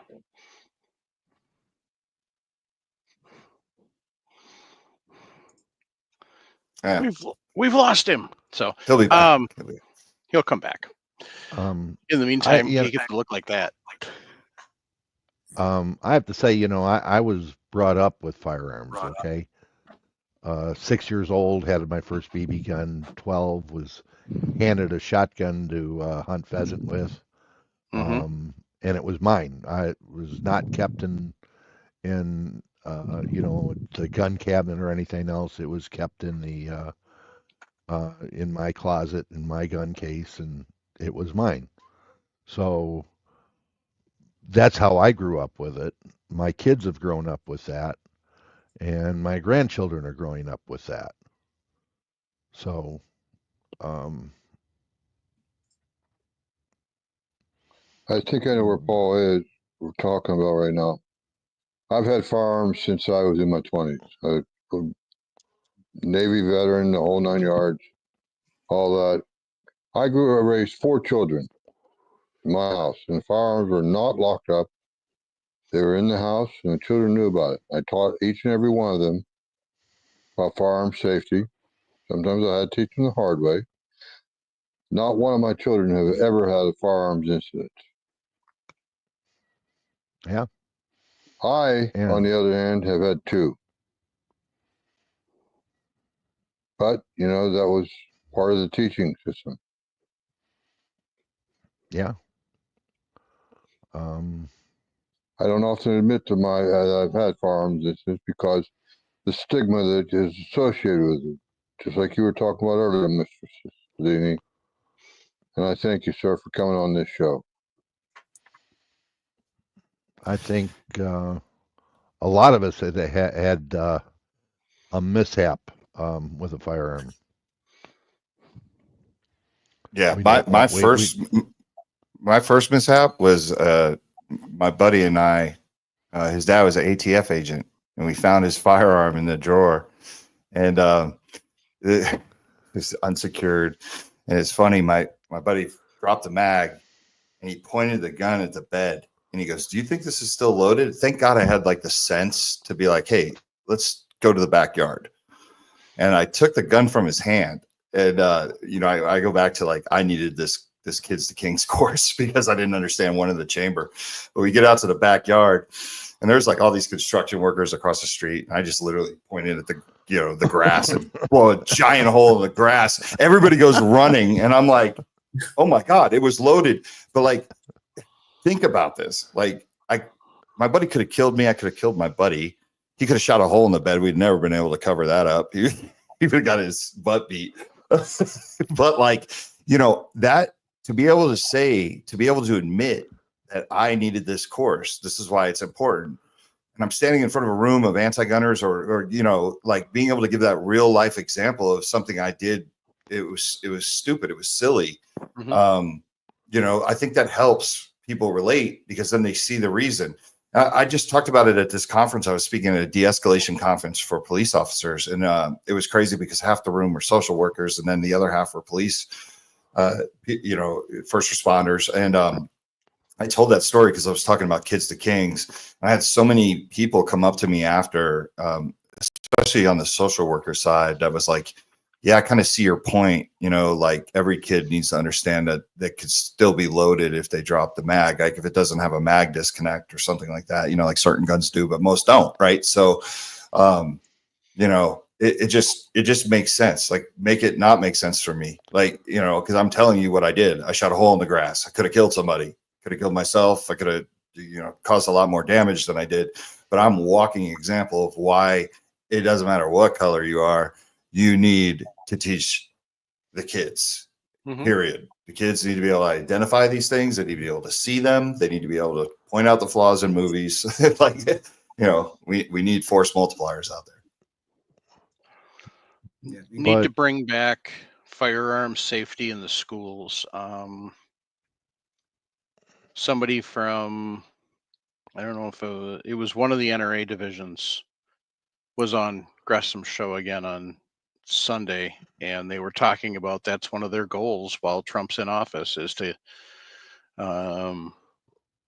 make something like that happen. So that's kind of our call here is to all of us get involved and help make that happen, because we do need to be teaching that, whether it's like an Eddie the Eagle program for kindergartners and first graders, or actual firearm safety for older kids, Yeah, right here, older kid. Right there, Yeah. older kid. Right, Ray. Yeah, You're older. We all kid. need refresher classes, no doubt about it. Absolutely. I had a nephew, at like 6 years old, decides he's gonna climb my chest of drawers to get a handgun out. Okay. First question, was the chest of drawers anchored to the wall? Yeah. Oh, okay. And it was not a little 4 or 5 footer. This was a 7-foot chest of drawers. And he went all the way up. And as I walk into the bedroom, because again, he's young, I don't hear anything. And a parent's first thing is when they're quiet, they're in trouble. Walk into the room, and there he is. He's got a .38 revolver in his hand, not holding it, just grabbing it just the way it is, and he's coming down with it, and Uncle takes it away from him and gives him a swat in the ass, and yeah. Now he's a good kid with guns. But back then,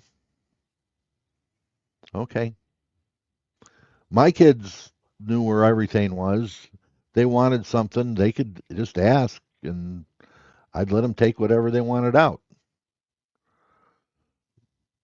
But that was respect and knowledge of what it can do. So if we teach this in school, then, and it gets reinforced through life,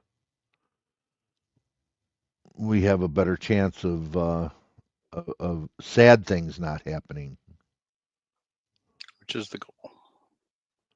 Right. Negative Right. outcomes of firearms. But Right. should have started home before he even goes to school. But you Well, can't that's- count on that. That's true.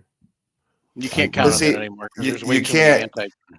Yeah, you can't, but what you can do is if you get the manufacturers to start drawing attention to, like, we do it ourselves. Once again, not the government telling us to Right. do it. We do it ourselves. Like, so, I'll give you an example. We have this, we have a program called Cause a Pause, and Cause a Pause is something that we wanted to create for mental health clinicians or people like gun owners, where we say, hey, in a time of crisis, like, do something cute, like put a picture of something you love or someone you love on your gun safe, something like that, that could create a moment of pausing during a crisis, right? So if you guys can't see it off camera, but like, I have a big safe out there and I have pictures of my daughters on there. Not that I've ever felt that way, but if there's anybody that's going to stop me, if I'm in a time of crisis, it's going to be pictures of those two faces, right? So I went to Cannon Safe and Gun Vault and Vera Safety, a couple of the safe companies, and I was like telling them about this campaign, and they were like, well, if we're going to put the free and anonymous mental health screening in all of our products, why don't we put the Cause a Pause campaign on the back of the card to say, like, hey, if you're ever in crisis, do this, right? So it's the safe company being a little bit more than just a safe company. Now they're saying, like, hey, this is a tool that could be used, or this is an exercise that could be used in a time of crisis when somebody in the house might be suicidal, that might, it's not interfering with their right to own a gun. It's not interfering with anything, but it's something that maybe is a reminder that if they go to reach for that gun, then they say, like, well, I do have something to live for. These are the little things that we can just do as our industry. Ruger can sell you a gun, but Ruger can also tell you how to be healthy and say, these are the resources you can go to. And that's what I'm saying, like getting upstream to prevent the unpredictable. Like, let's keep people. If you go to our website, we have a mental health and suicide prevention plan and it's just like, basically you can get there on our resources section, but it's just ways that you can implement strategies, and you don't have to do it all the time, right? It could be like, hey, my daughter's suicidal right now because a boy broke her heart and she's not doing really well. So here's the action plan that we're going to take now. It's not, we don't have to do this all the time, but we have guns in the house. This is what we're going to make sure until we get her through this. So not only is it empowering, it's encouraging, but it's also coming from our people. And then it doesn't seem so foreign, because there's nothing more that pisses me off than when it's an outside source telling me how to be responsible and safe with my firearm. Like, I just, I'm literally like, okay, all right, thank you. You know what I mean? I don't even like safety. To me and responsibility are like two totally different things. Like, you could be safe with a firearm and not be responsible with a firearm, right? But so it's just like, my whole thing is, we just need to talk about it amongst ourselves, and we need our companies that we support to kind of carry the message, because I think they can. It just helps us as a whole, having healthier gun owners out there and places for us to go. We've really been the bastard child of mental health Absolutely. for many, many years. You know what I mean? Nobody cares about us, but it's so we got to do it ourselves.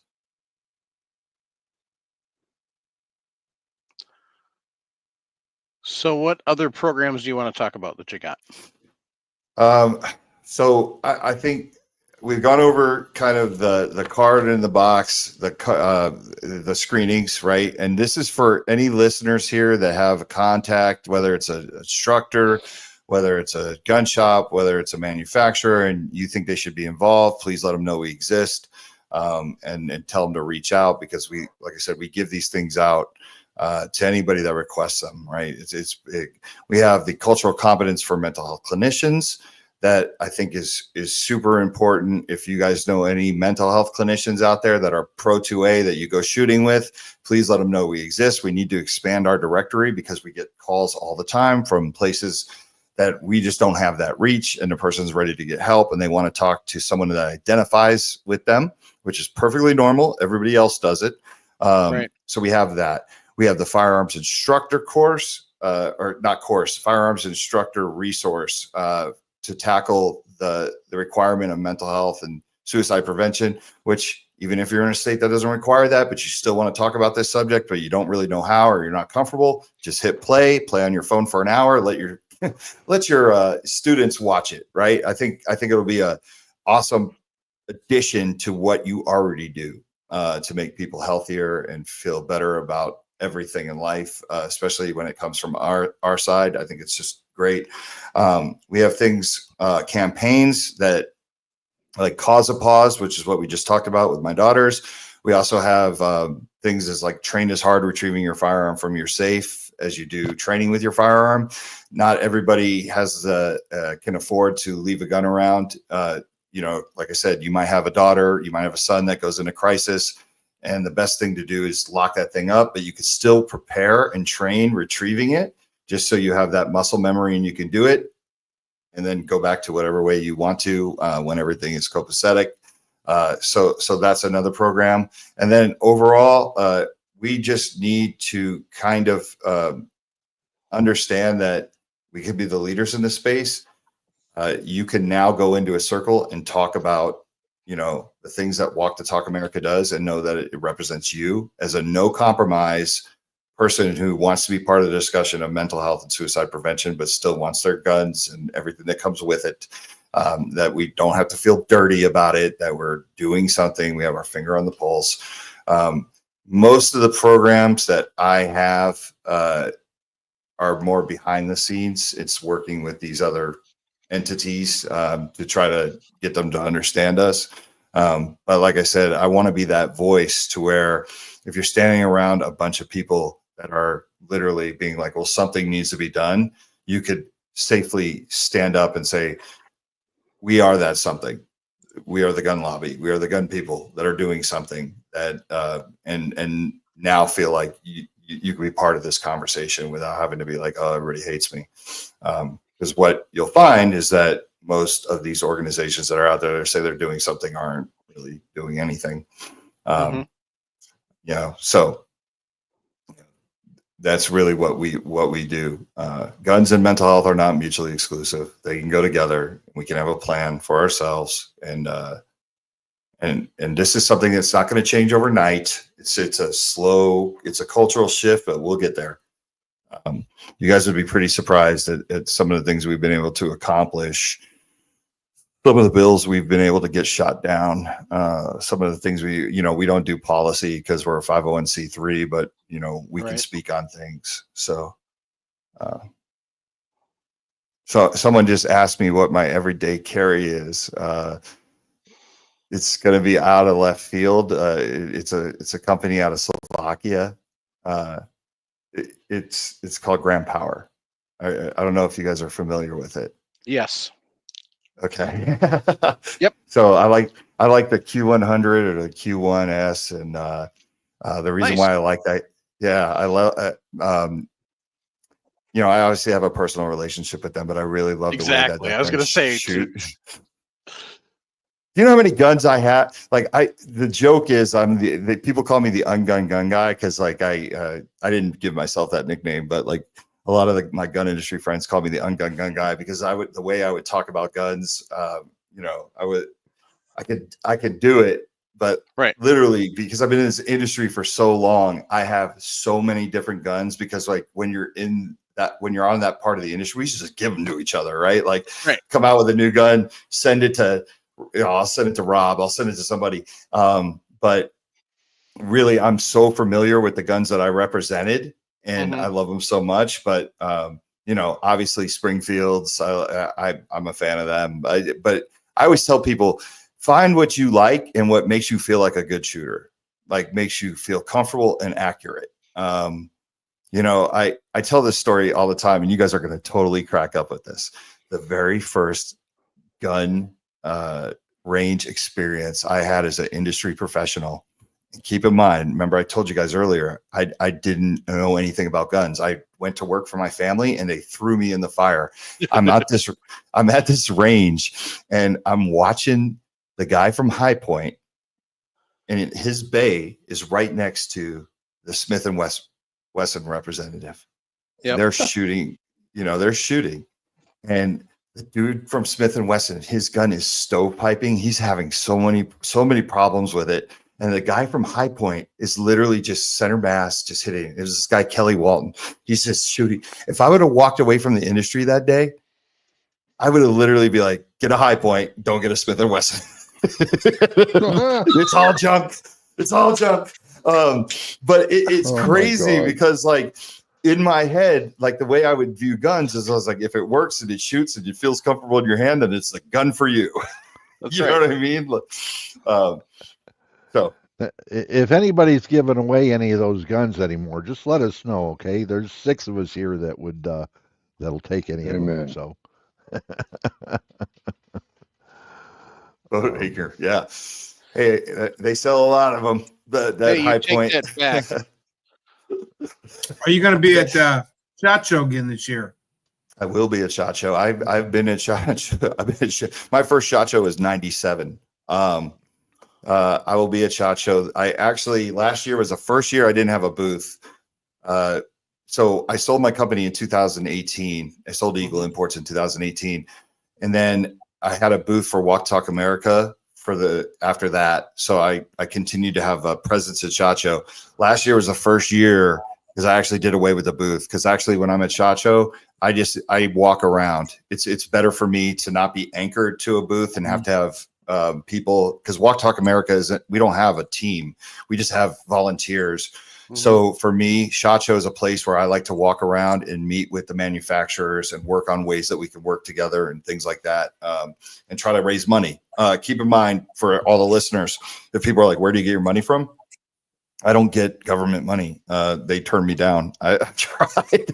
But in the end, I'm from the gun industry. Ew, like get away. Right. Every time I've gone out for a grant, I've never gotten a grant. I've hired grant writers before. I always fail. Even the grant writers are like, I don't know. It seemed like you're perfect for this.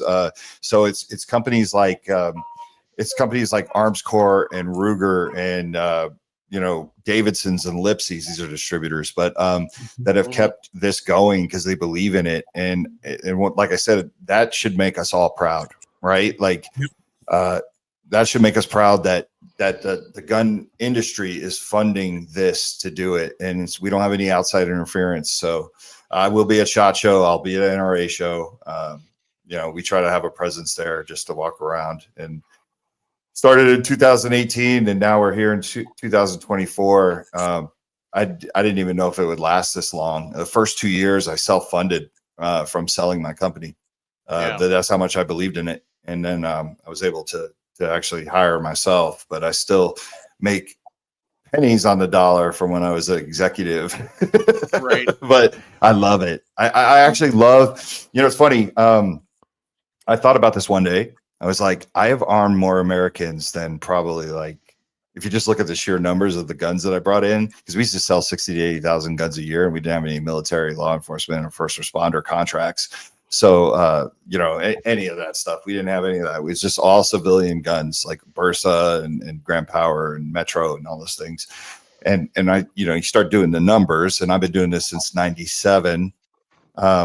I'm really in that weird position. If you think about it, like, damn, he's armed a lot of Americans by proxy, right? Like just, but proud. It really does. But what makes me more proud, I guess, is that I was able to transition because we are suicide prevention. Obviously that's what we do. And mental health. But what I feel like I've done for the gun community and gun rights, makes me just as proud. So I'm almost better at this than I was selling guns, right? Like that's the easy part, is the transactional piece of, like, you buy it, I sell it to you, and then we walk away and hopefully have a good experience. But this other thing that I did, this Walk Talk America thing, like, to me, I feel like I'm doing more for the second, which makes me even prouder than just arming. There's nothing wrong with arming. I loved the fact that people were buying guns for me, but there's just this other element to life. And then, just talking to you guys, like, being a product of nepotism, be able to break off from that and create something completely on your own was actually something that was really good for my soul. I never disrespected the nepotism thing, and I recommend it, but you always look at things sometimes and go, well, I just took over a machine that worked really well and I didn't screw it up. But how talented am I? Like can I dream of a concept that just seems so far out and make a career out of it, and being able to do this, I have. So, Well, guys, I hate to do this, but I'm going to have to pull the plug. I get up at 4:20 in the morning. Mike knew I was going to do this. Jim, thank you. Thank you, Jim, for the kind words. Like, I appreciate you sticking with me through this. I really do. All of you, thank you for having me on. Great job. Great job, Michael. Great job. Good night, Jim. Good night, Jim. Good night, all. Good night, Jim.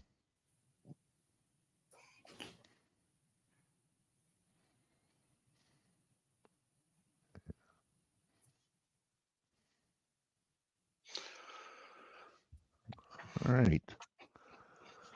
No, we appreciate you being on here tonight, because this is a something that this podcast is kind of focused on. Yeah. And,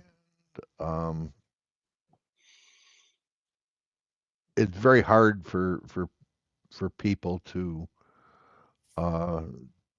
wrap their head around. Because if you're in trouble, you're in trouble. Mm-hmm.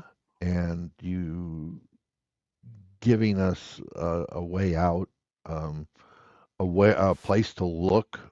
And again, you're not fully there, but it is going to build. And I really appreciate the hard work that you've put into this. This is a life changing job that you're doing. Thank you. Yeah, I appreciate it. Like I said, it's something that I truly believe in, and I think we need it the most. We're the forgotten people. Like, people just want to villainize us. That when I was at the White House, but we had to give these little speeches, and I remember I ended mine. Remember, I told you guys, I realized real quick I was the only person for the firearms industry there. And I remember saying, like, the gun industry can help you prevent suicide, but you just can't make us a villain anymore. And Yep. It was great. There was a guy who stood up. He was very highly decorated, because I could tell from his medals. He had been through it. And I remember, like, he was like, "You need to listen to the gun guy." He's like, I remember this burned in my head, but he goes, when I was 18, he's like, you handed me a gun, you told me to name it, and you made it part of my identity. And then he goes, you sent me overseas to kill with it. And he's like, and I was good at that. And I did everything you wanted me to do. And he goes, and then I come home and you don't have a place for me anymore. And he goes, the first thing you want to do is take that thing that you told me to name and identify with, that you made part of my whole existence, away. And he's like, listen to the gun guy. And it looked like I paid him. Like, I was literally doing cash, check, Venmo. How do you take your money? But like I said, it's just been a pleasure to really work on this stuff and really find ways to get gun owners resources and help without fair consequence. Like, we just got to keep doing that. And then, these numbers will come down. I don't think they'll go away. I don't think we'll ever beat suicide.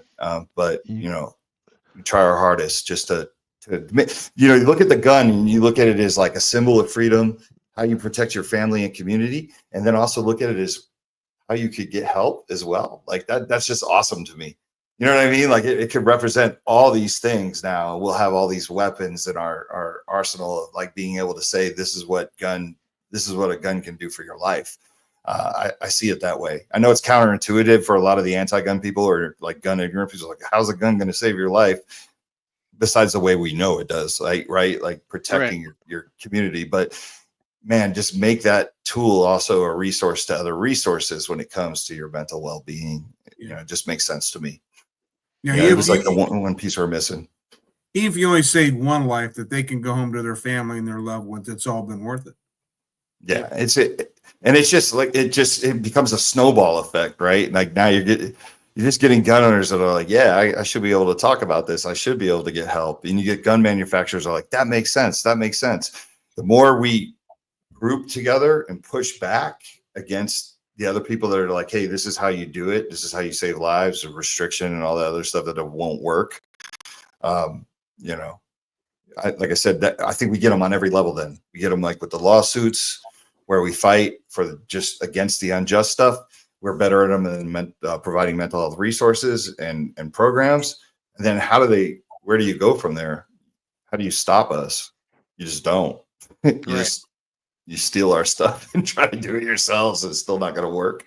You know what I mean? But listen, I got to run, but I really appreciate, I appreciate all of you. I appreciate everybody in the chat, and you know, thank you for having me on to talk about this stuff. You know, it's just been a pleasure. Absolutely, and you're welcome back anytime. Yeah, no, thank you for what you're doing, and thank you for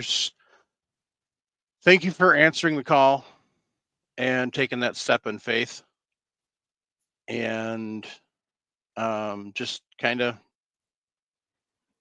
you know, following the lead that you've been given. So yeah, I really appreciate that. And for anybody out there that wants to support or even just check it out, it's, you know, WTTA.org or walktalkamerica.org. And we're also on social media, you know, X, Instagram, Facebook, at Walk the Talk US. If you have a question, please do not hesitate to write us. We're not always on call, like meaning like it's not instant, but like we always get back to everybody within 24 hours. And we try to tackle every issue that comes up. So it's like, if you're looking for help, and you can't get that instant gratification on our website in terms of like, you know, trying to find a clinician or finding what's the next step, we will try to figure that out with you. Every negative outcome of firearm is going to be used against us. So we want to reduce those as much as we can because we love the second so much. So we're not leaving our people hanging. You know what I mean? Yeah. So thank you, fellas. And I have your links in our show notes too. So. Okay, perfect. So, all right. I'm sure I'll be talking to you guys again. Yeah, I really enjoyed this. One thing I found on your website that I didn't know you had was a podcast. So yes, yeah. I usually don't try to go on and plug a podcast on another podcast just because it feels dirty unless somebody brings it up. But yeah, we have a Guns and Mental Health podcast. It's hosted by a mental health clinician who's super pro gun, and which is kind of cool because he breaks down like the mental health aspect of things. I'm just like the guy from New Jersey who's like the simple like caveman gun guy, but we have all walks of life come through that podcast. We've had mass shooting survivors, suicide attempt survivors. We even bring on people that necessarily aren't huge fans of guns, but like have some sort of story to talk to because we believe in talking to everybody.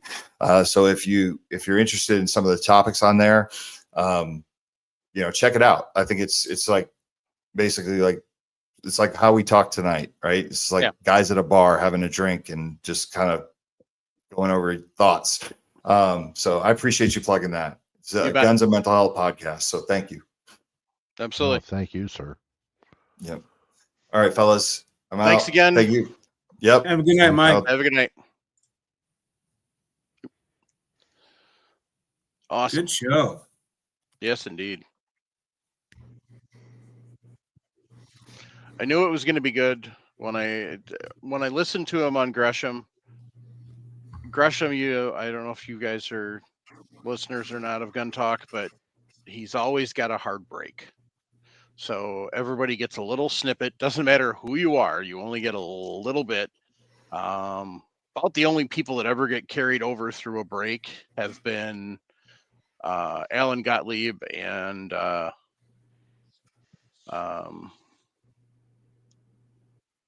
Adam Kraut, I think, are probably the only two, both of Second Amendment Foundation.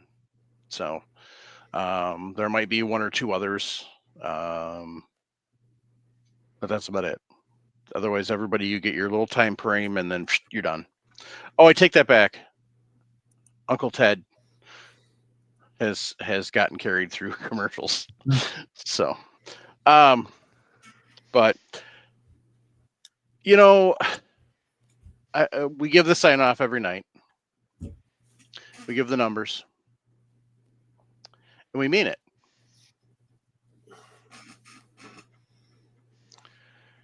And I had absolutely no problem. And if you all listeners know of other organizations that are doing good for mental health in the 2A space, let me get a hold of them. Because as nice as reloading is, as fun as reloading is, saving lives is more important. Mhm. If this entire episode saves one person, gets one person directed to the help that they needed, it was absolutely worth it. The entire 10 and a half years I've been doing this podcast, if one person doesn't end their life from suicide because of something that we did to get them to the help that they needed, it's all worth it. Regardless of all the wonderful information that we've spread for reloading, a lot of which has come from you three and Jim. I mean, that's the big thing. So, and to be fair, I'm kind of trying to heal myself and at the same time sharing the resources I'm finding with everybody else. So, Amen. but check out the screenings. I mean, if you don't know what you're struggling from, or give you an example. My one kid's struggling, and he was really close with my brother, and he's been struggling since my brother passed. And so he's got this person telling him it's this, and this person telling him it's this, and this person telling him it's this. And there was a psychiatrist that he was seeing for a little bit that was saying, well, it could be this, or it could be this. Take the screening, figure it out. So, and like you said, you're going to get the answer. They're not tracking the data. They don't know who did it. It's not like they're going to come back and find you at any point. So, but use the information. I'm gonna get some of the targets and print them out and leave them at the state range when I go shooting next. So, and leave the information up at the state range. So, but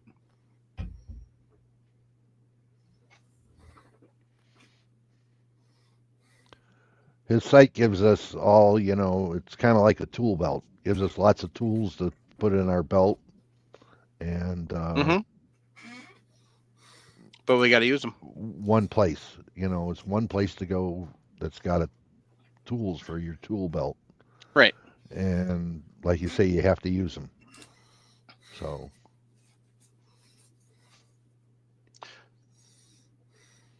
CSR Industries, I'm jealous.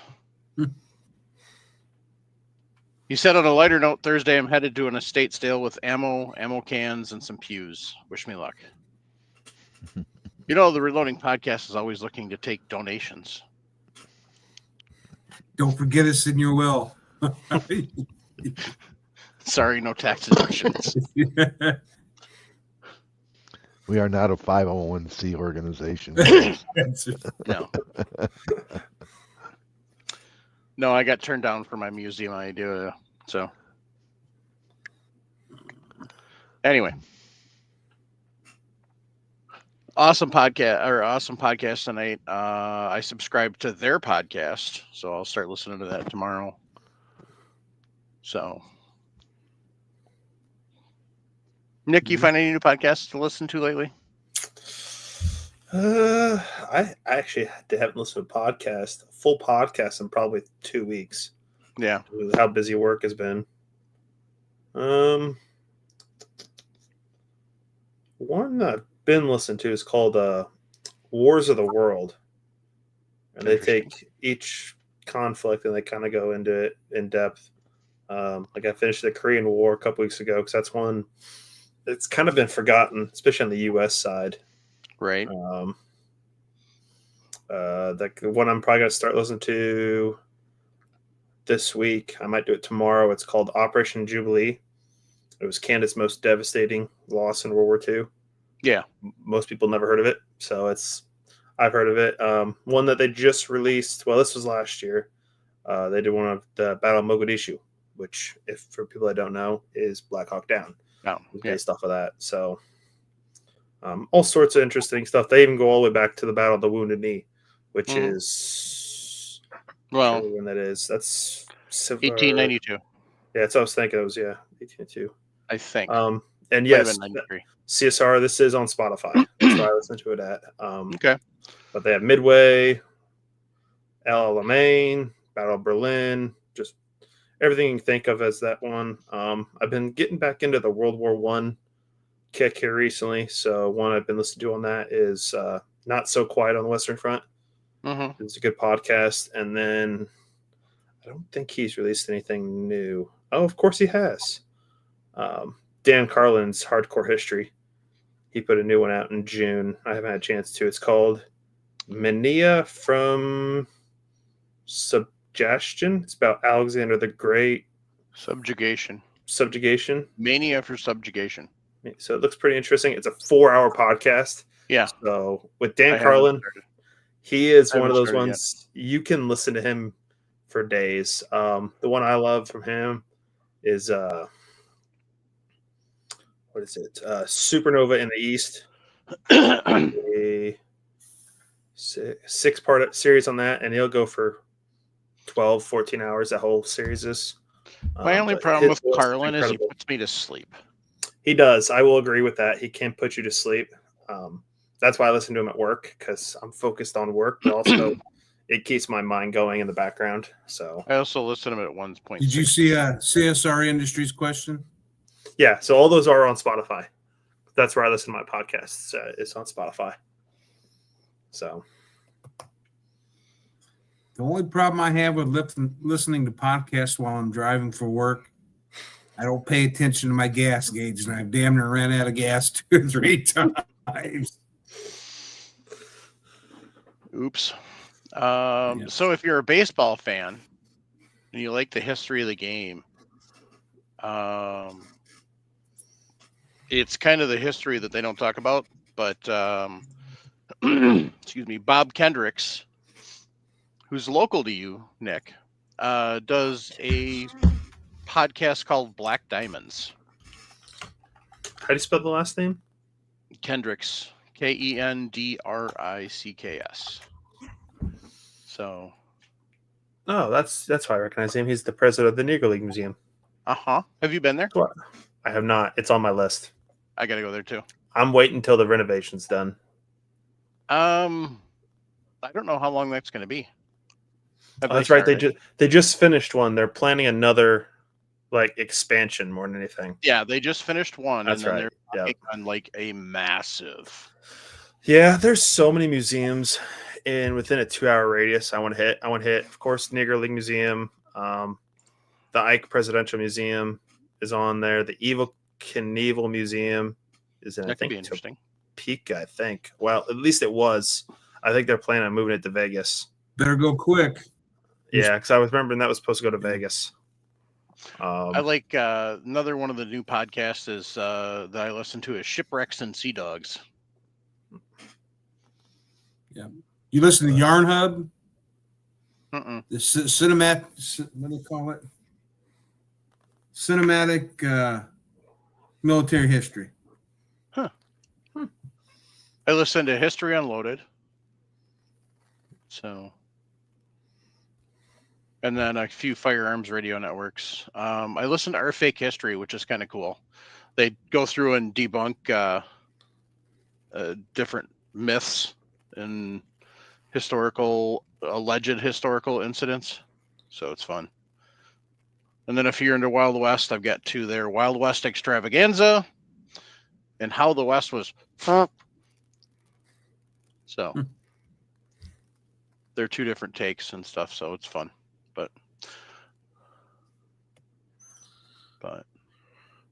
and then yeah, so I should really list all of my. We should create a podcast. I was about to thread in say Discord. we need to. Yeah, that's something we can add. Because you and I are both admins, we can do that. So Yep. So Sometimes I have a hard time searching for types of things I want to listen to because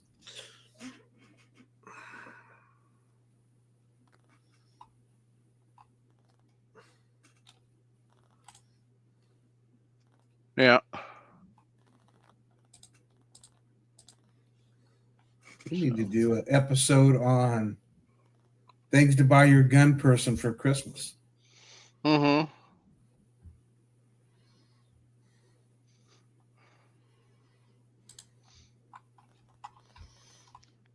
Just give them a card with money in it. that's like I have a $50 Visa gift card I got from work that expires, I think, at the end of December. I still got to figure out what I'm gonna use it for.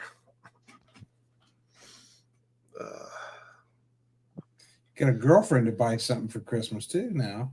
She doesn't want anything, she says. Oh, Nick, I all know. women say that. That's true.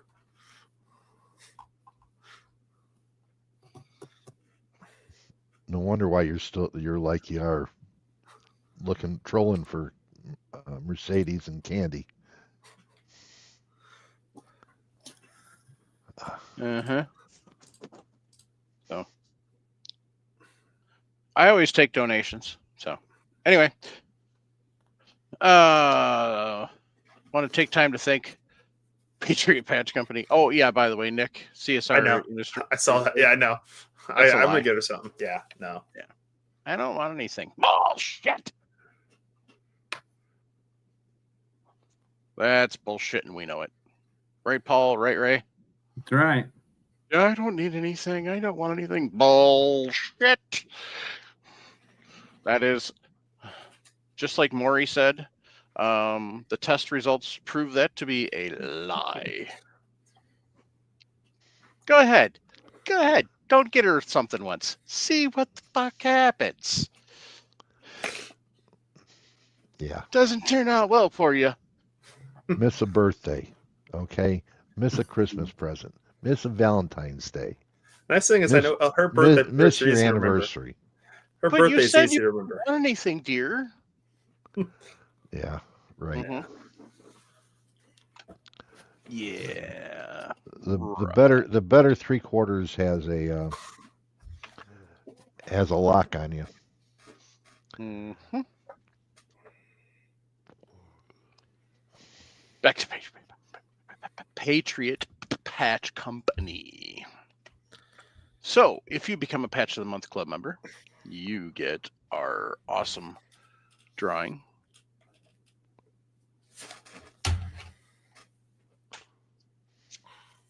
The sticker.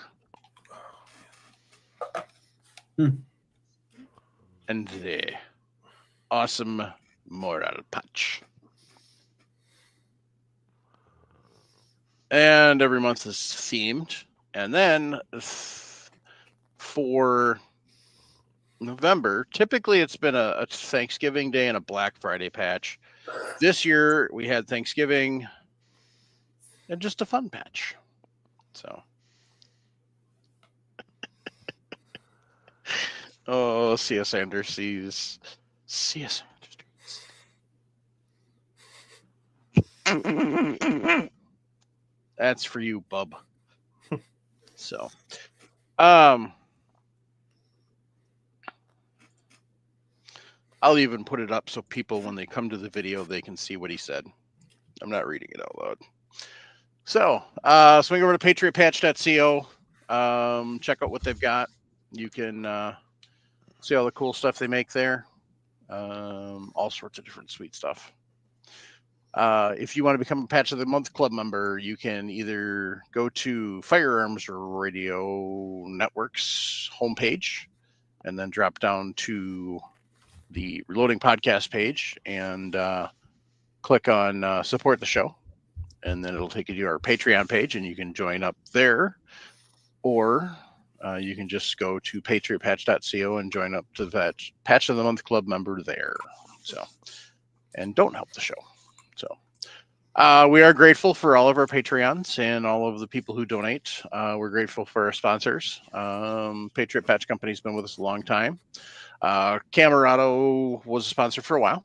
So make sure you check out Sean's gear over there, camerado.com. Use code RELOAD at checkout for some savings. And on that note, anybody got any shout outs? No. Obvious one is thanking Michael for coming on tonight, talking about Walk the Talk America, and all the wonderful things they're doing and all the resources they offer. So, if you got a local gun range, they've got some fundraising stuff on there. You go under resources, and it's Walk the Talk America Toolkit, and they list all the different toolkits. You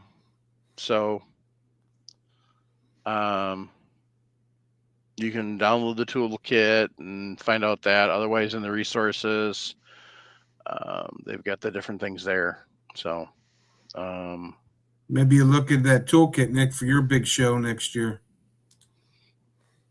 Yep. mm-hmm. So, but definitely, check them out. They've got a blog, they've got the podcast, they've got a spot for shared stories, and then they show where they've been highlighted in the media. They do have that firearms instructors, mental health resource videos. They've got the mental health plan. The Kids to Kings, the resources they love, and all that. Plus, the big thing is that free screenings. So, with the free screenings, they've got the mental health tests. They've got depression, postpartum depression, anxiety, ADHD, bipolar, psychosis, and schizophrenia, PTSD, eating disorder, addiction. If you're a parent, you can test your child. If you're a youth and teen, you can test there. They have depression and anxiety tests in Spanish as well. So, and you can just go through and do those. So, and then they kind of have a Q&A down below to kind of help answer some of those questions. So that you may have about that after you're done. So make sure you use the resources, gang. It's nothing to be looked down upon. Like I said, it's a sign of strength. But on that note, keep your brass shiny. Jump on the Millstrip short bus. Teach them to shoot and reload when they're young. Grandpa told me not to listen to my mama. He says violence does solve problems. Support Second Amendment, whether that's local, state, national organizations. And just because he's been elected doesn't mean it's time to sit on our asses and do nothing. Yep. Get off your ass, make some calls, and get everything lined up for when Congress takes office. They can start doing stuff instead of just screwing around. Get stuff done while we've got the chance. So pay attention to your local and state stuff too, because now's the time they're going to try and the anti-guns are going to try and sneak stuff through there since they don't have the chance to get it through as much on a national. So yeah, let's hope we don't get a Trump slump 2.0. But I already am seeing reports of prices dropping because right now we're sitting on, there's a lot of stuff out there. Mhm. So prices might start coming down. I don't see that happening on powder and primers. So No, I went to the shop today right after work and kind of got a price in my head. So when I'm gonna type some of those numbers up today or tonight before I go to bed, and then save that and say a year from now, when he's in there for at least, what would it be? It'll be close to a year. He'll be in at that point. It'll be it'll be about 10 months. Yeah. So we'll know by then. Hopefully by then we're out of both Ukraine and the Middle East in general. We'll kind of see where we're sitting, and yeah. so But yeah, remember, support your local, state, and national organizations. Make sure you're calling your elected representatives, letting them know nicely, calmly, and peaceably what is expected of them and what you're personally going to do if they don't.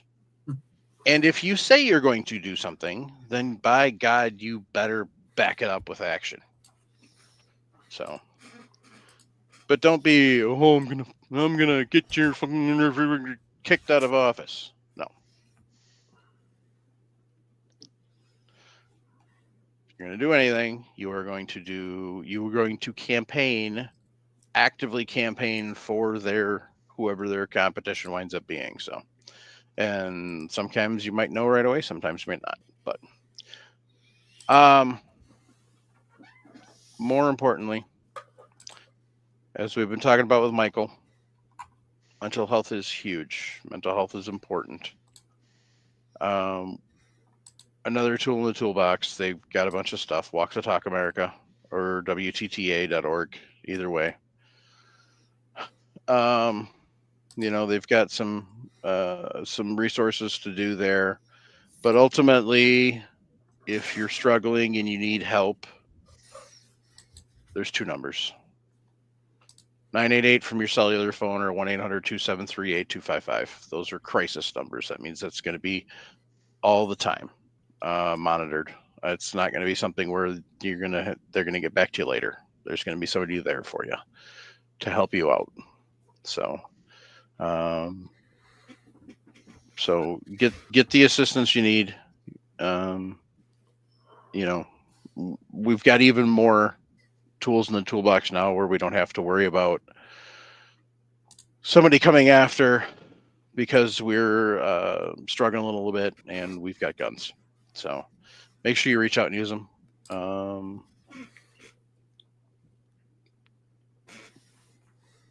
It's a fight, and you have to be willing to fight, but it's so worth it. Okay?